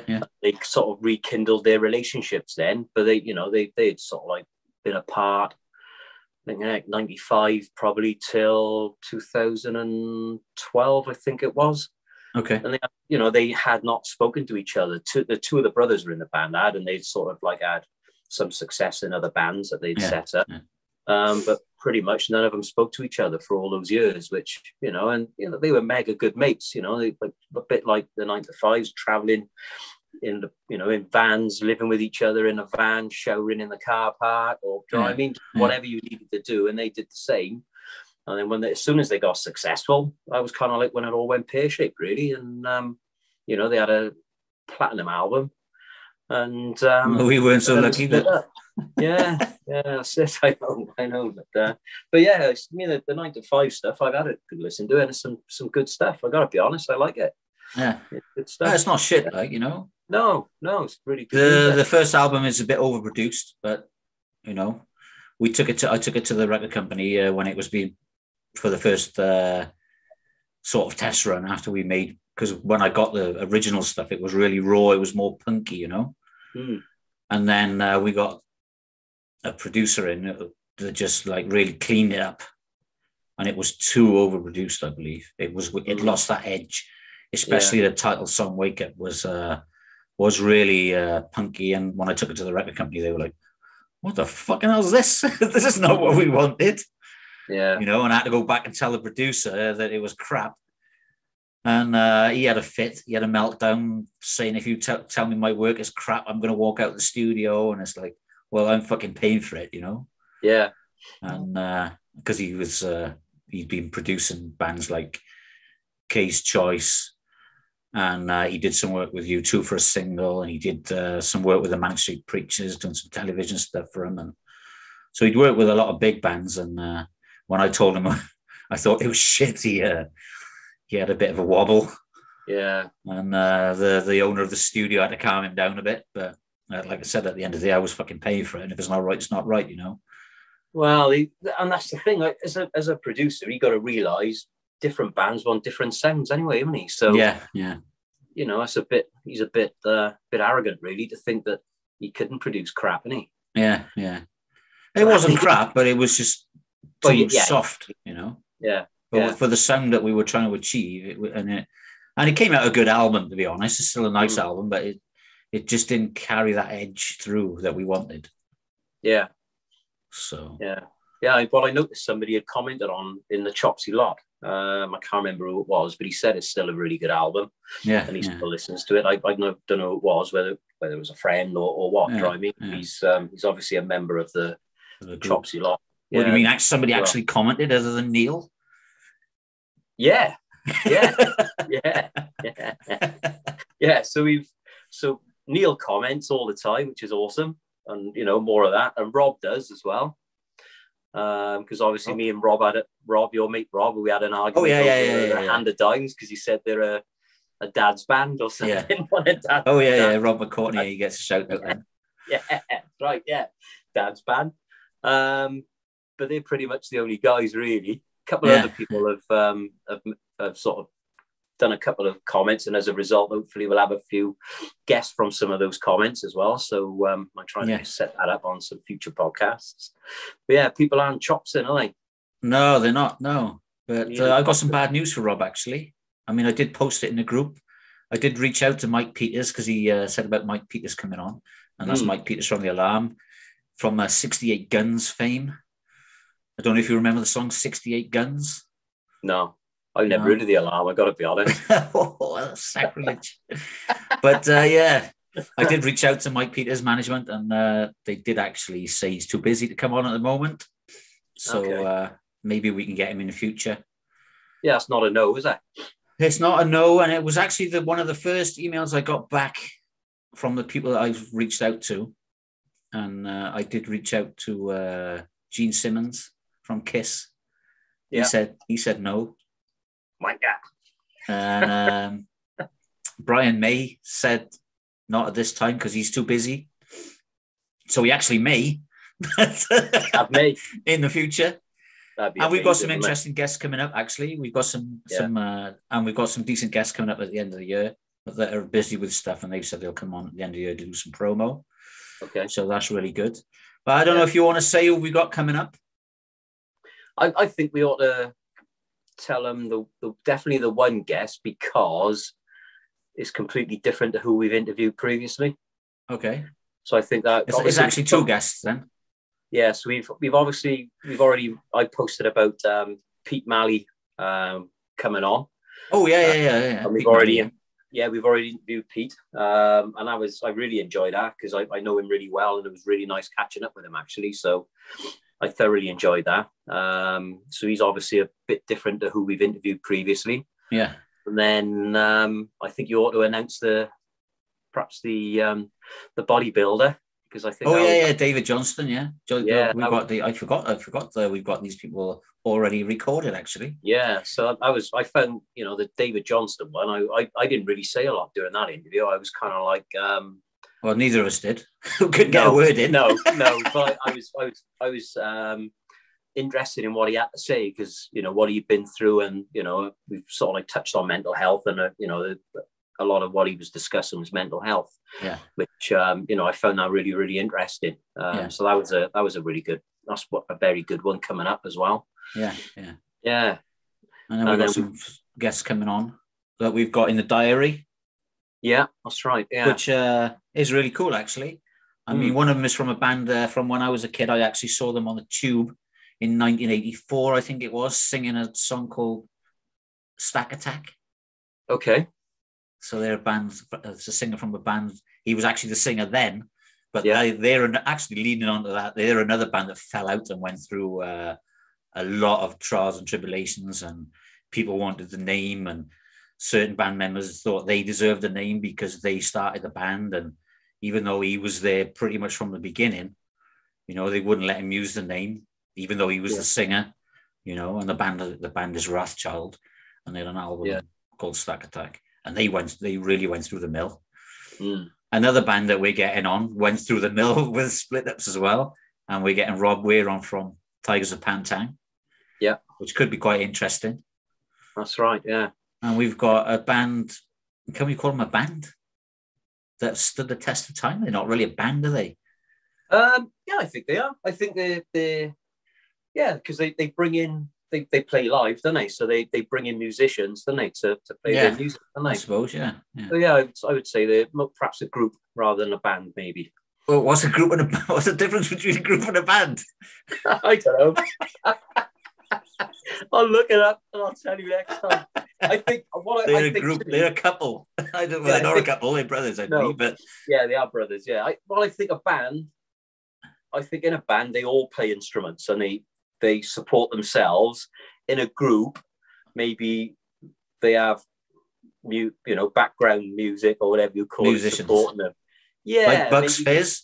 So Bucks Fizz were a group. Yeah, they're a group. They're a group, definitely. It's not Bucks Fizz, by the way, but. Oh, that'd be amazing. Maybe we should get Cheryl Baker on because she's skint. Well, I'm not going to pay her anything, but she's skint, she said. So is she? Yeah. She still lives in £1 million home, but she's skint. Yeah. She could always sell it and move to a fucking 2 up, 2 down, couldn't she? Yeah, that would be nice to have Cheryl Baker on. Oh, maybe I'll reach out to her then. Yeah, that would be good because they went through. I watched the story on. I mean, obviously they had a bus crash and stuff, and they were really, really. I didn't realize they'd gone through all that. They nearly died. The one guy nearly passed away. Do you know what I mean? He was on death's door. So are you sure that's not Def Leppard? Nope. He had his arm ripped off, didn't he? The drummer's arm come off. That was that was a bus crash, though, wasn't it? No, I think that was just a car crash. Was it?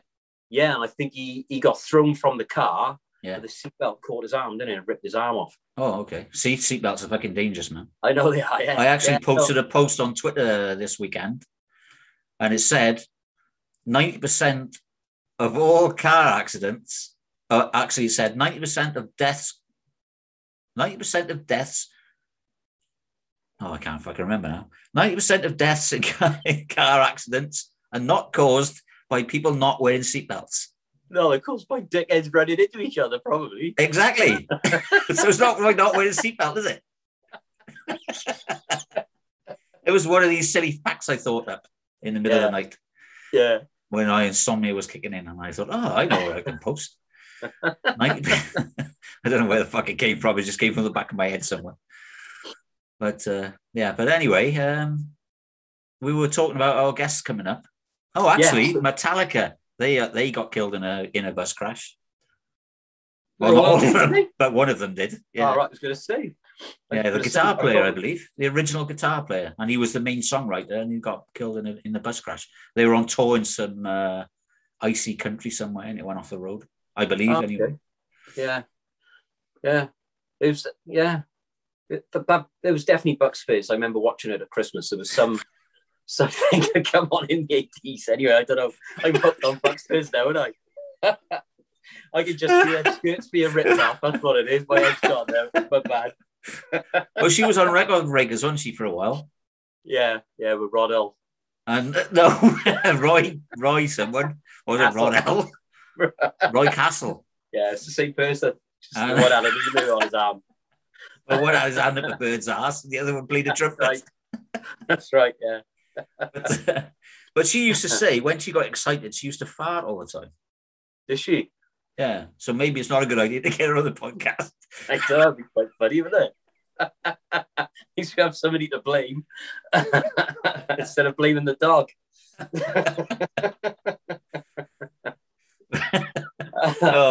So yeah, a bit of a funny bit of that. I think. But anyway, other acts we got coming on then. Sorry, who else we got coming on? So I've reached out to Paul Matthews.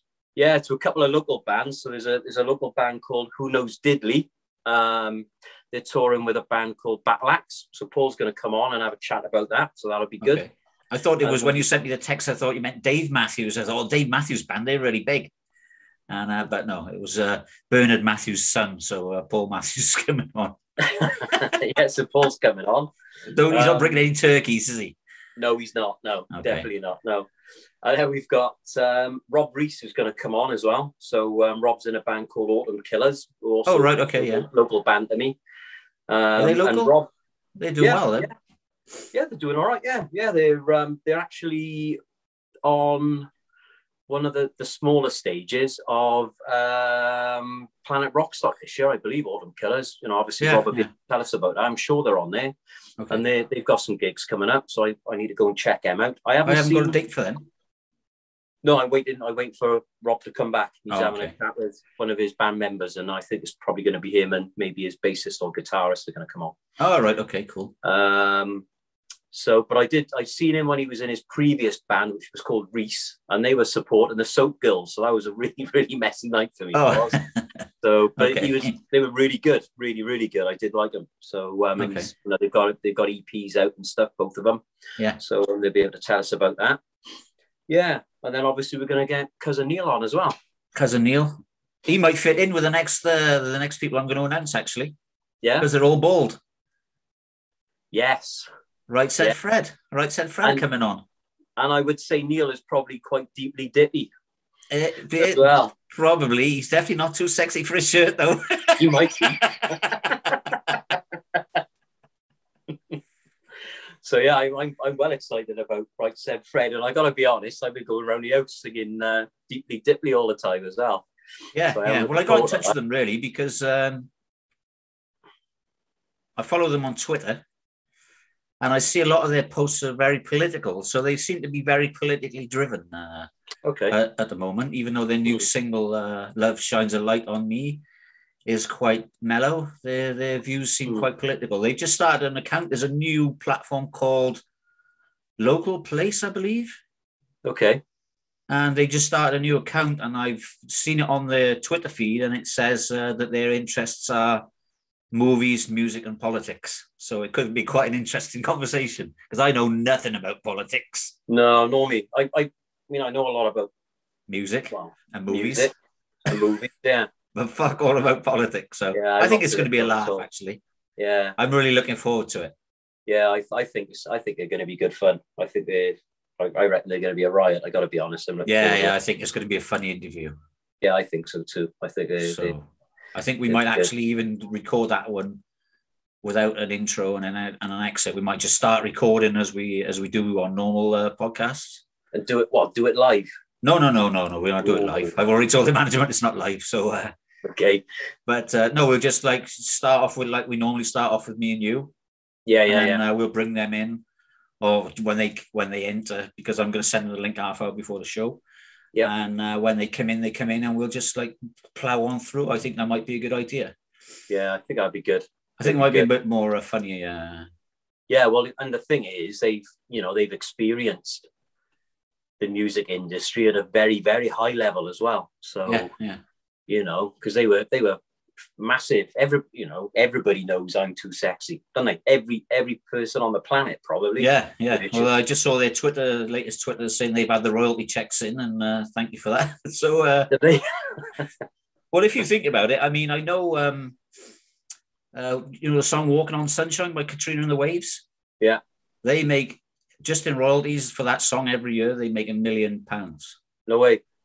So every year they grab £1 million off it. So the Freds are probably up there. Yeah. Must be not far off. Yeah. So they'll be our first millionaires on the show. Karaoke number, isn't it? Big karaoke number. Also, yeah. Yeah, everybody knows it, don't they? So that'll be awesome. Yeah. I think it's going to be a good crack. I've got to be honest. Yeah, I'm looking forward to it, to be honest. Yeah, I am. And because when you messaged me, I was like, I just got really excited, and straight away the missus was like, "Shut up, he's white. Did he work?" I was like, "No, it's happening. It's happening. It's going to be awesome." Sarah doesn't believe it. Nah.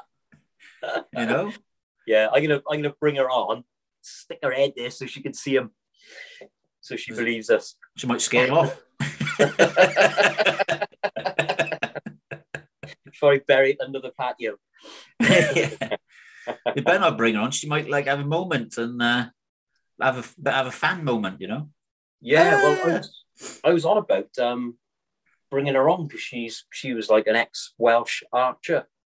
So as a sports person, because we want to bring some sports people on as well, and I know somebody that plays GB hockey. So he might be interesting to come on as well, because obviously of the commitment he's had to put into it and all. Because especially with hockey, they don't get the sort of backing and funding that you get in a lot of other sports. You know what I mean? Yeah. So that could be interesting if we can't, if we can't get some of the other people on. I might be able to try and get on a Welsh international footballer as well, or ex one. Okay. So I'll do some digging as well. I'll try and get some other people on, which would be good. Yeah. I've mailed some people, so I'm just waiting to hear back. And yeah. So we'll see. Yeah. I don't know if I'm hoping Tyson Fury will come on after he smashes AJ. So yeah, I haven't mailed him yet. Oh, I'd love that. I got so much respect for that Tyson Fury. What a bloke. Yeah. I'm gonna. I don't, like I said to you before, I don't do reading books, but I've bought a book which I can't talk about because it's not we've not had the podcast yet. Oh, we mentioned the podcast already. We've already recorded it, so you might as well mention it. Yeah, so I bought Pete Malley's book, and I'm going to start reading. But I definitely want to buy Tyson Fury's books as well. Because, I think that guy's phenomenal. Really inspirational, what he's been through. And, it was self-inflicted, but... It was, but, Also mental health. Yeah, it happens, doesn't it? So, it was, I think it was obviously his mental health that triggered it. But what it was, he said, he beat Klitschko, and then he was like, well, he's heavyweight world champion. Where'd you go from there? Like, yeah, and that was what his whole life was geared towards, was becoming heavyweight world champion. Yeah, and then once he'd achieved that goal, it was like, well, because he never had any intention of defending it. He was just like wanted to achieve it, and then he was like, well, I've done what I've been brought on this planet for, which is what he believed in. Yeah. And then where did he go from there? And he obviously took a downward turn and tried to kill himself in his Lamborghini on his Ferrari or wherever it was, and a cocaine-fueled driving trip. Mad, but it's good that he actually turned his life around. And I mean, the way he beat Wilder in that second fight was immense, phenomenal. Smashed him. Schooled him. Yeah. Oh, it was amazing. That's what he's going to do to AJ as well. Yeah, I think he will as well, to be honest. I can't wait for him to knock out AJ. I just think AJ's a paper champion and he's not really fought anybody properly, and I don't rate him. My boy was raving on about him all the time. It's just because he's big built and got muscles and stuff. I don't mean he can box. Well, I call him Frank Bruno's son. I do, because he's a carbon copy of Bruno, isn't he? But I love Bruno. There's something about Bruno. But Bruno had a personality, didn't he? Yeah, I love Frank. I remember watching him the night he beat Oliver McCall, and I was screaming from round 6 for him to hang on to him. Don't let him punch him, Frank. Hang on to him, son. Hang on to him. I just. But he should never have fought Tyson. Do you know what I mean? Why would you fight Tyson in the next fight? You're going to lose your belt now. Yeah, but the thing is, I mean, Tyson was drunk when he fought him, I know. He openly admitted he drank some like 11 Long Island iced teas before he even got in the ring with Bruno. I mean, he was so self-destructive. Probably could have gone down as the best heavyweight champion ever, but he hit the self-destruct button from an early age, and he got surrounded by the wrong people when Customato died. Yeah, and then he was the same. He's the same age as me, Tyson. He's a little bit younger actually. He's a few months younger than me. And I followed his career from a really early age, from like junior Olympic age. And I followed his career all the way through, because I was like the same sort of age. And he was like, oh, this guy's a phenomenon, really. Yeah. He whirlwind his way through the heavyweight ranks. I mean, he obviously fought a few, I can't call them bums, but a few lower level competitors on the way up. The guys they put in front of him. But then, the Customato knew what he was doing, and then, when he fought for the world championship against Trevor Berbick, he fucking smashed him. Oh yeah. And then when he fought the Sphinx, I mean, that was the pinnacle of his madness, really. Yeah. I mean, Shelley Finkel says on the documentary, he went into his dressing room because they go to each other's dressing rooms before the fight. And Tyson was punching holes in the walls, No. He was off it. He was that aggressive. He was just like, fucked. That was I think everybody with mental health problems has a turning point. Yeah. And that was his internal explosion, I think. Yeah. And he demolished Spinks in 90 seconds, 93 seconds or something. Came out with there, and he was never the same again, Yeah. And it was like, for me, it was like heartbreaking, to be honest, to see such a great champion physically self-destruct. Yeah. Well, emotionally and physically self-destruct. That's right. You don't see it happen a lot, do you? Really? No. It was very public, wasn't it? Kind of yeah. With his wife. Really. Yeah. The other thing was he was so young as well, Yeah. So he had he became heavyweight champion at 20, and his career was pretty much over by 23. Yeah. 24. Such a short and such a waste. Yeah. I'd like to get him on the podcast, but yeah, he's phenomenal, isn't he? Yeah. So, as both of us being boxing fans, so the greatest of all time, then, to me, Tyson Fury's getting up there. It's got to either be Muhammad Ali or Mike Tyson. Do you know what I mean? To me, they're probably the two that you would put forward as the greatest of all time.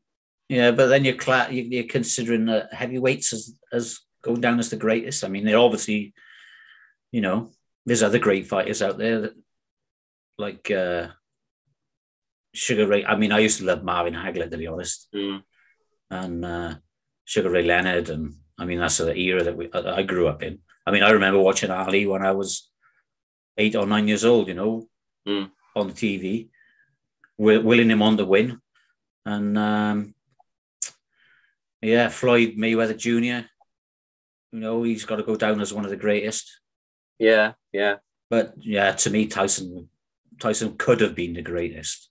Yeah, I think so too. I think so, to be honest. And I think, obviously, I know they train differently and stuff. My dog's just arrived. I know that they train differently and stuff, but I think kind of like an informed Tyson versus an informed Muhammad Ali. Yeah, I think Tyson knocks him out.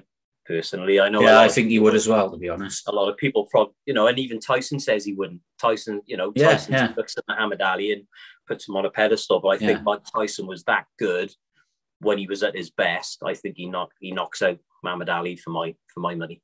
Yeah, I mean, he would probably knock him out pretty quickly as well, to be honest. I think so, probably 2-3 rounds. Yeah. I think Muhammad Ali would have to, the way Muhammad Ali fought, he would wear boxers out. Yeah, I think, if obviously the longer it went on, perhaps Muhammad Ali might have won on points, but I think, if Tyson gets hold of him early, I think he knocks him out. Yeah.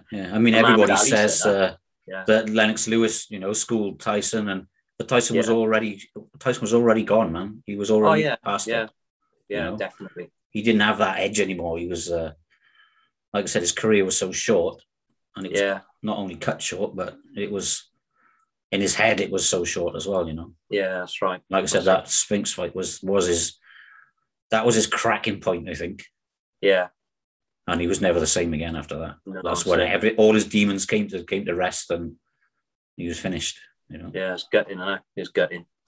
Did you watch his recent fight when he fought against Danny Williams? That was his last fight, wasn't it? No, yeah, the Danny Williams one was shocking. Really, it was horrible to watch because he just. On the same fighter. No, when he recently fought against against Roy Jones Jr. Yeah, did you watch that? I did. Yeah, I did. Yeah, it was only exhibition. Yeah. Just two old men having an exhibition fight, really. Yeah, because I know he's on about fighting Vander Holyfield as well now. Yeah, they're going to do one, aren't they? Yeah, it's all for charity, isn't it? Yeah, as long as they don't get hurt. I mean, I haven't got an issue with them. I haven't got a problem with them coming out like that, but. No. As long as they don't start fighting fucking young guys, No, that's right. No, that can't be done. But it's just exhibition fighting. It is. It's not. Okay. It's not. I did watch it. Actually, I watched it on YouTube, I think. Yeah. Just to see what it was all about, because I know they were doing it for charity. Tyson set a charity up, and they're trying to help homeless people, I believe. Yeah. So it's all for charity. It's nothing. They're not in it to kill each other. They're definitely not. Yeah. No, good. So that's good. Yeah, that's good. That's good. Yeah, because one of my all-time favourite fighters was Joe Calzaghe. Yeah. I've been and watched Joe. Met him quite a few times as well because he was a local lad anyway. Yeah. He lived on the road, didn't he? Yeah, real big fan of Joe. Massive fan. And I don't think he ever got the sort of accolade that he deserved, really, Joe Calzaghe, because he beat everybody around at the time. But everybody said, he hadn't fought anybody with any names. But, he fought everybody he could. Do you know what I mean? Yeah, Yeah, but a so lot like of the in his fighters that he division. was fighting, they were past it, weren't they? Again, Yeah, But apart from, well, Bernard Hopkins still had a bit of a name and he beat him, but he was obviously about fucking 46 when he or something. he was. Yeah, When he yeah, fought Hopkins, even though Hopkins is probably one of the greatest, to be honest. yeah. Yeah, maybe, yeah. See, I think he didn't get the accolade because he couldn't really punch. He Well, they wasn't say really. that, but Chris Eubank still reckons he's one of the hardest people he's ever been hit by. I know Eubank was sort of like, obviously Eubank had been world champion and he was looking to become world champion again when he fought Joe, because they fought for the title together. Yeah. And Eubank probably won at his best then, but he did say, because everybody said, they called him a slapper, didn't they? Because they reckon he slapped. Well, I don't. It's not that. It's just he puts an accumulation of punches together to weigh down the knee. It's not. Yeah. He's not a big technical knockout. No, because like that Jeff Lacey fight. I mean, I never seen anything like that in my life. I mean, he hit Lacey with 1,100 punches. Yeah, in one fight, and he was never the same boxer again, was he? Driving. No, but he had to, didn't he? Because Lacey Yeah. would have fucking knocked him out otherwise. Yeah, but you know what I mean. He was phenomenal against Lacey. He was so good. He was. That was his defining fight. I think so too. Yeah, because Lacey, everybody expected Lacey to beat him, didn't he? Yeah. Lacey was going to come in and knock him out within 3 rounds, and yeah, that's right. I don't think he'd ever been past 3 rounds, did he, Lacey? No. And Joe just hit him with everything bar the stool that he was sat on. Yeah, he did. I think even his dad hit him with a few as well. Unbelievable. 1,100 punches. I see it now. That would be cool if we could get Joe on. You know what I mean? Yeah. Maybe. Cool. But I never really, to be honest, I never really rated him either as he was a very underrated world champion, to be honest. Definitely. Yeah, definitely. So. I mean, I did watch. I watched the Conor Benn fight back on YouTube. Yeah. Which lasted all of 90 seconds, was it? Seconds or something. Yeah. Yeah. Whether he's going to be as good as his dad, I don't know. It's still, we'll still have to see. But it's interesting. And then Ricky Hatton's son had his debut as well. So a lot of these, our former great boxers. Yeah. Their kids. Is Eubank's son in the same weight category? I think he's slightly heavier than Ben's. Than Conor Benn. Okay. Yeah. So Conor Benson is, I think he's maybe lightweight, maybe. He's not lightweight, is he? He's well, he might be welterweight. He's quite a lightweight. Is he? And then and then you've got, he might be, maybe he's welter. And then I think he's not middleweight. No, he's not. He's lighter. He's below middle. And then Eubank's son is a middle or a super middle, isn't he? Yeah, one or the other. Yeah, I think he's boxed at both, possibly. Okay, but I think he's probably better at middle. I think somebody will be shouting at the podcast saying he's a middleweight. Yeah, that's right. Yeah. So as if they get this far. Yeah. Yeah, we're rabbiting on a bit, aren't we? We are. Well, I don't care.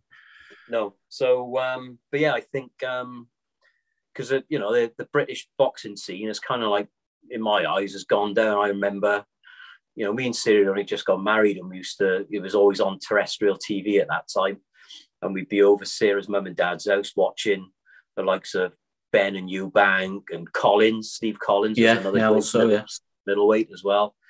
There was some really, really good boxers around at that time. Even Robin Reed, he was a bit too good looking to be a boxer. Yeah. I remember him. Yeah. He won a bad fighter. He became world champion as well. We seem to have an abundance of them, didn't we? At sort of like super middleweight.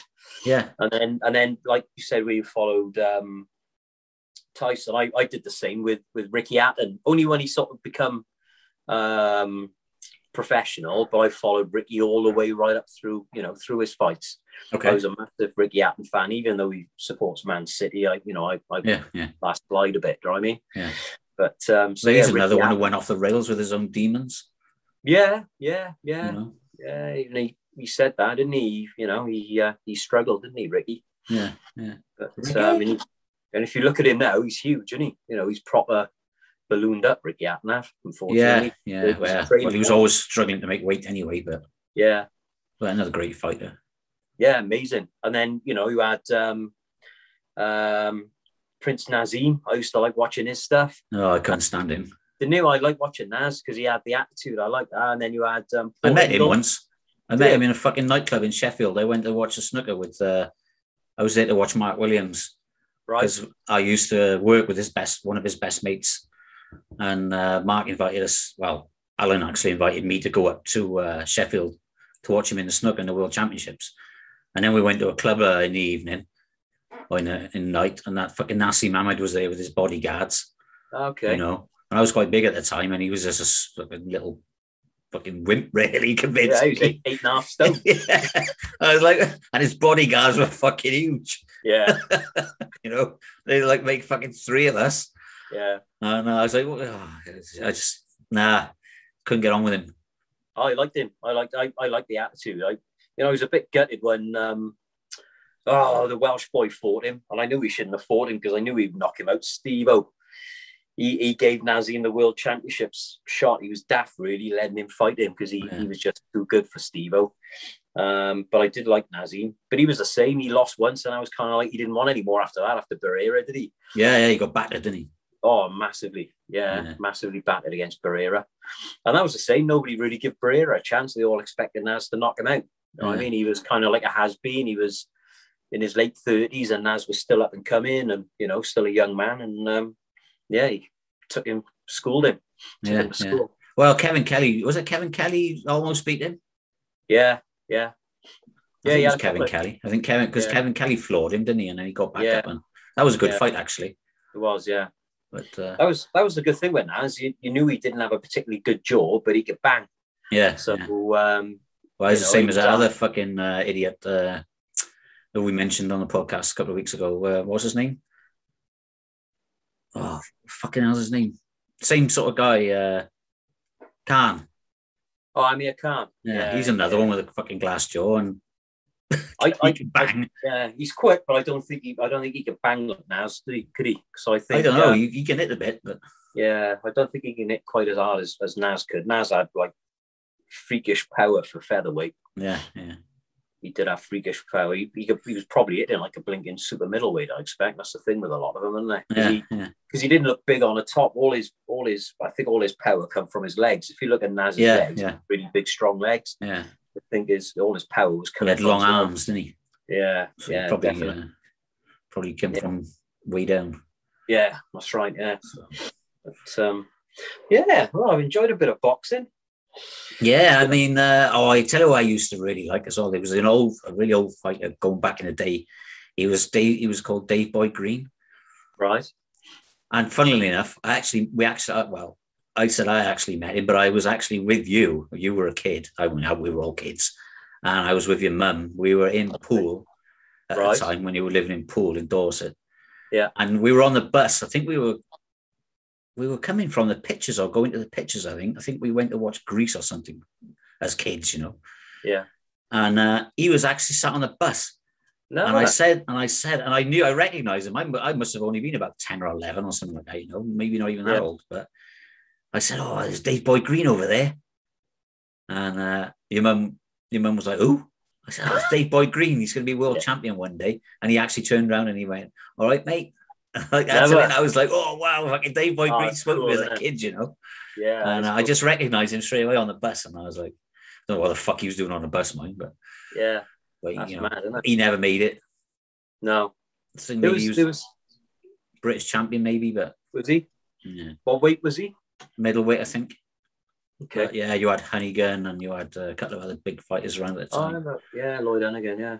Yeah, he did all right. Minter. Yeah. So, Dave Boy Green just didn't quite make it. Yeah. I used to watch. There was lots like on the, it'd be on Saturday night, and there was a guy on there. I was trying to look him up the other day, and I did find him, and I forgot his name again. But he used to come out. His old man was a bin man, and he used to come out to the song "My Old Man's a Bin Man." My old man's a dust man. Yeah. And he was great. He was kind of like, he was the same. He was always getting knocked down, but he'd get up and knock people back out and stuff. And I don't know if he ever sort of like, I don't even know if he become like British champion, but he was always kind of like on the undercard of all these, like the Robin Reed fights and the Calzaghe fights and all that. Okay. I remember he used to walk into the ring. He had a die cap on and everything, and he was fighting for his kids. He had about 500 kids. Okay. He was trying to feed and stuff, and he was getting on a bit. But he was really like a real good personality, and he was there for the sport and stuff. But he always, every fight he had was kind of like always a battle, and they'd all both be covered in blood and stuff. Yeah, I remember. I'd have to look up his name again because that's annoyed me now. I can't remember his name, but he was really, really good. There was a couple of fighters like that around about the time, like the time that Paul Ingle was about and all. Really good to watch he was. But I forgot his name again. Really, well, I remember when Minter fought Agler, flipping heck.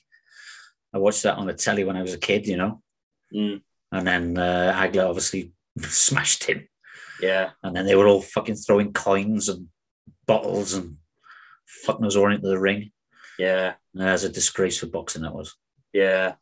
But I used to love Agler. Agler was something special as well. Yeah. Yeah, there's some awesome boxers out there. Absolutely awesome boxers. Like you said, it is picking up again now, I think, which is good. Yeah, you had a couple in Cumbrand, like you said, Joe Calzaghe. And you had Gary Lockett as well. Yeah, well, Gary Lockett was a couple of years younger than me. I think he was Lorna's age. Yeah. He was in Blantarnham school with me.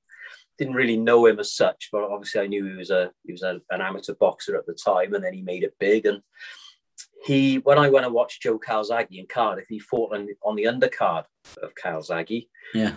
In absolute rinsing. He had a real bad night that night. He was quite an unknown kid, really. We expected Gary to walk through him, but he made a right mess of Gary, virtually sort of like derailed his career. And then Gary re-fought him and beat him, and then he fought for the title then, didn't he? Yeah, he fought the ghost, Kelly Pavlik. Yeah. And he got fucking murdered. He did. I was living in Holland then, actually. I watched it live over here.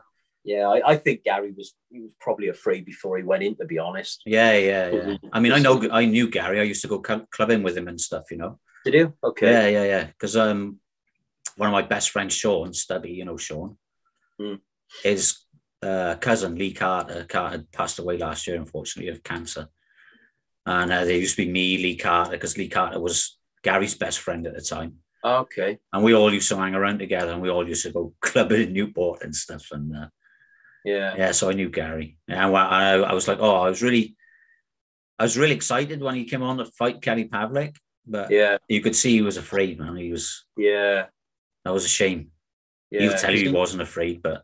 Yeah, because he could bang as well, mind Gary. Yeah. But Kelly Pavlik was another fucking level again. Yeah. Yeah, it was a shame. That was a shame. Because I was gutted the night, he lost because he had a really bad night as well, Gary. I mean, up until that point, he'd been blowing people out left. He wasn't a bad little fighter. He wasn't a bad little fighter, but I don't think Gary had probably gone past 4 rounds at that point, and this guy just he hammered him, absolutely hammered him. It's nasty to watch sometimes because it's just brutal, isn't it? Yeah, because you see some fighters and they get knocked down, you think, the knockout was really bad. Yeah. But when they get in, a bit like the Lacey fight, when you're getting hit, and they're not getting knocked down, but they're just taking more and more punishment. Yeah. There's probably a stage where, as a corner man, boxers will stay there right till the end, don't they? Because they're heroes and brave and warriors. But it must come to a stage as a corner man when you think, do you know what? He's just getting the batter in. He's not going to get back into it. Yeah. But you always think one punch can turn it around. You know what I mean? Yeah. So, he just, that night, I don't think he was the same after that again, Gary, really. But no. He's doing all right now. He's doing promoting now, and he's training and stuff. And I think he's got a few good fighters. I don't know whether he's got like his own stable or whatever, but I think he's doing okay.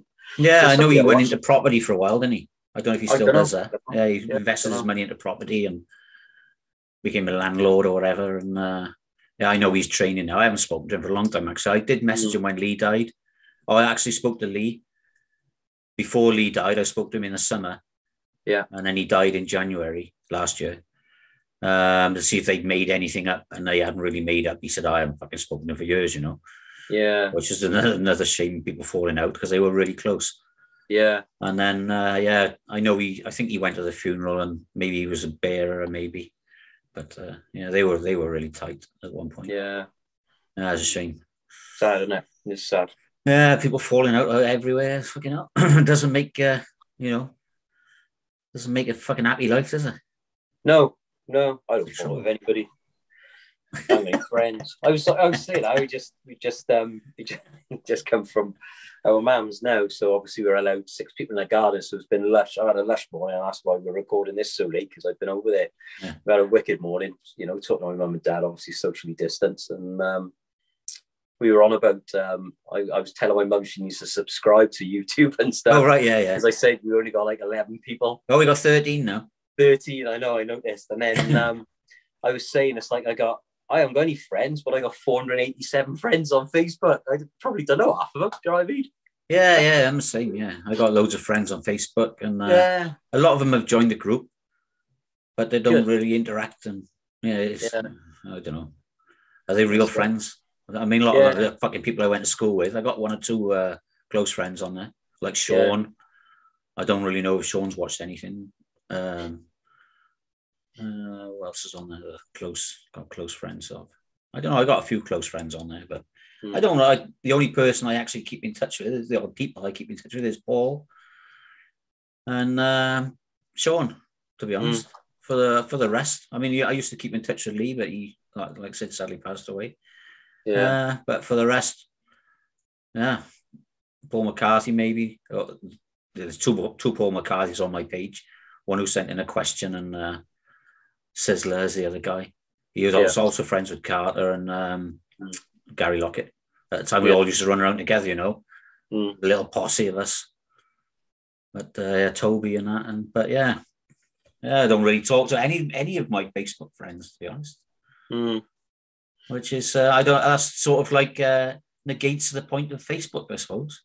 It does in a way. Yeah, it does. I got a lot of my friends now in Facebook through music. So where I've gone through a lot of gigs, I made an awful lot of friends. It passed probably 2-3 years, and I talk to them quite a bit actually through Facebook, which is good, which is really nice. And I've made an awful lot of friends. And then there's some guys that I message before going to a gig to see if they go in. And, we'll meet up and have a beer beforehand or afterwards or whatever. So it's it's really, really good.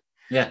But as for seeing friends, well, I guess none of us have seen anybody really recently, have we? No. You know what I mean?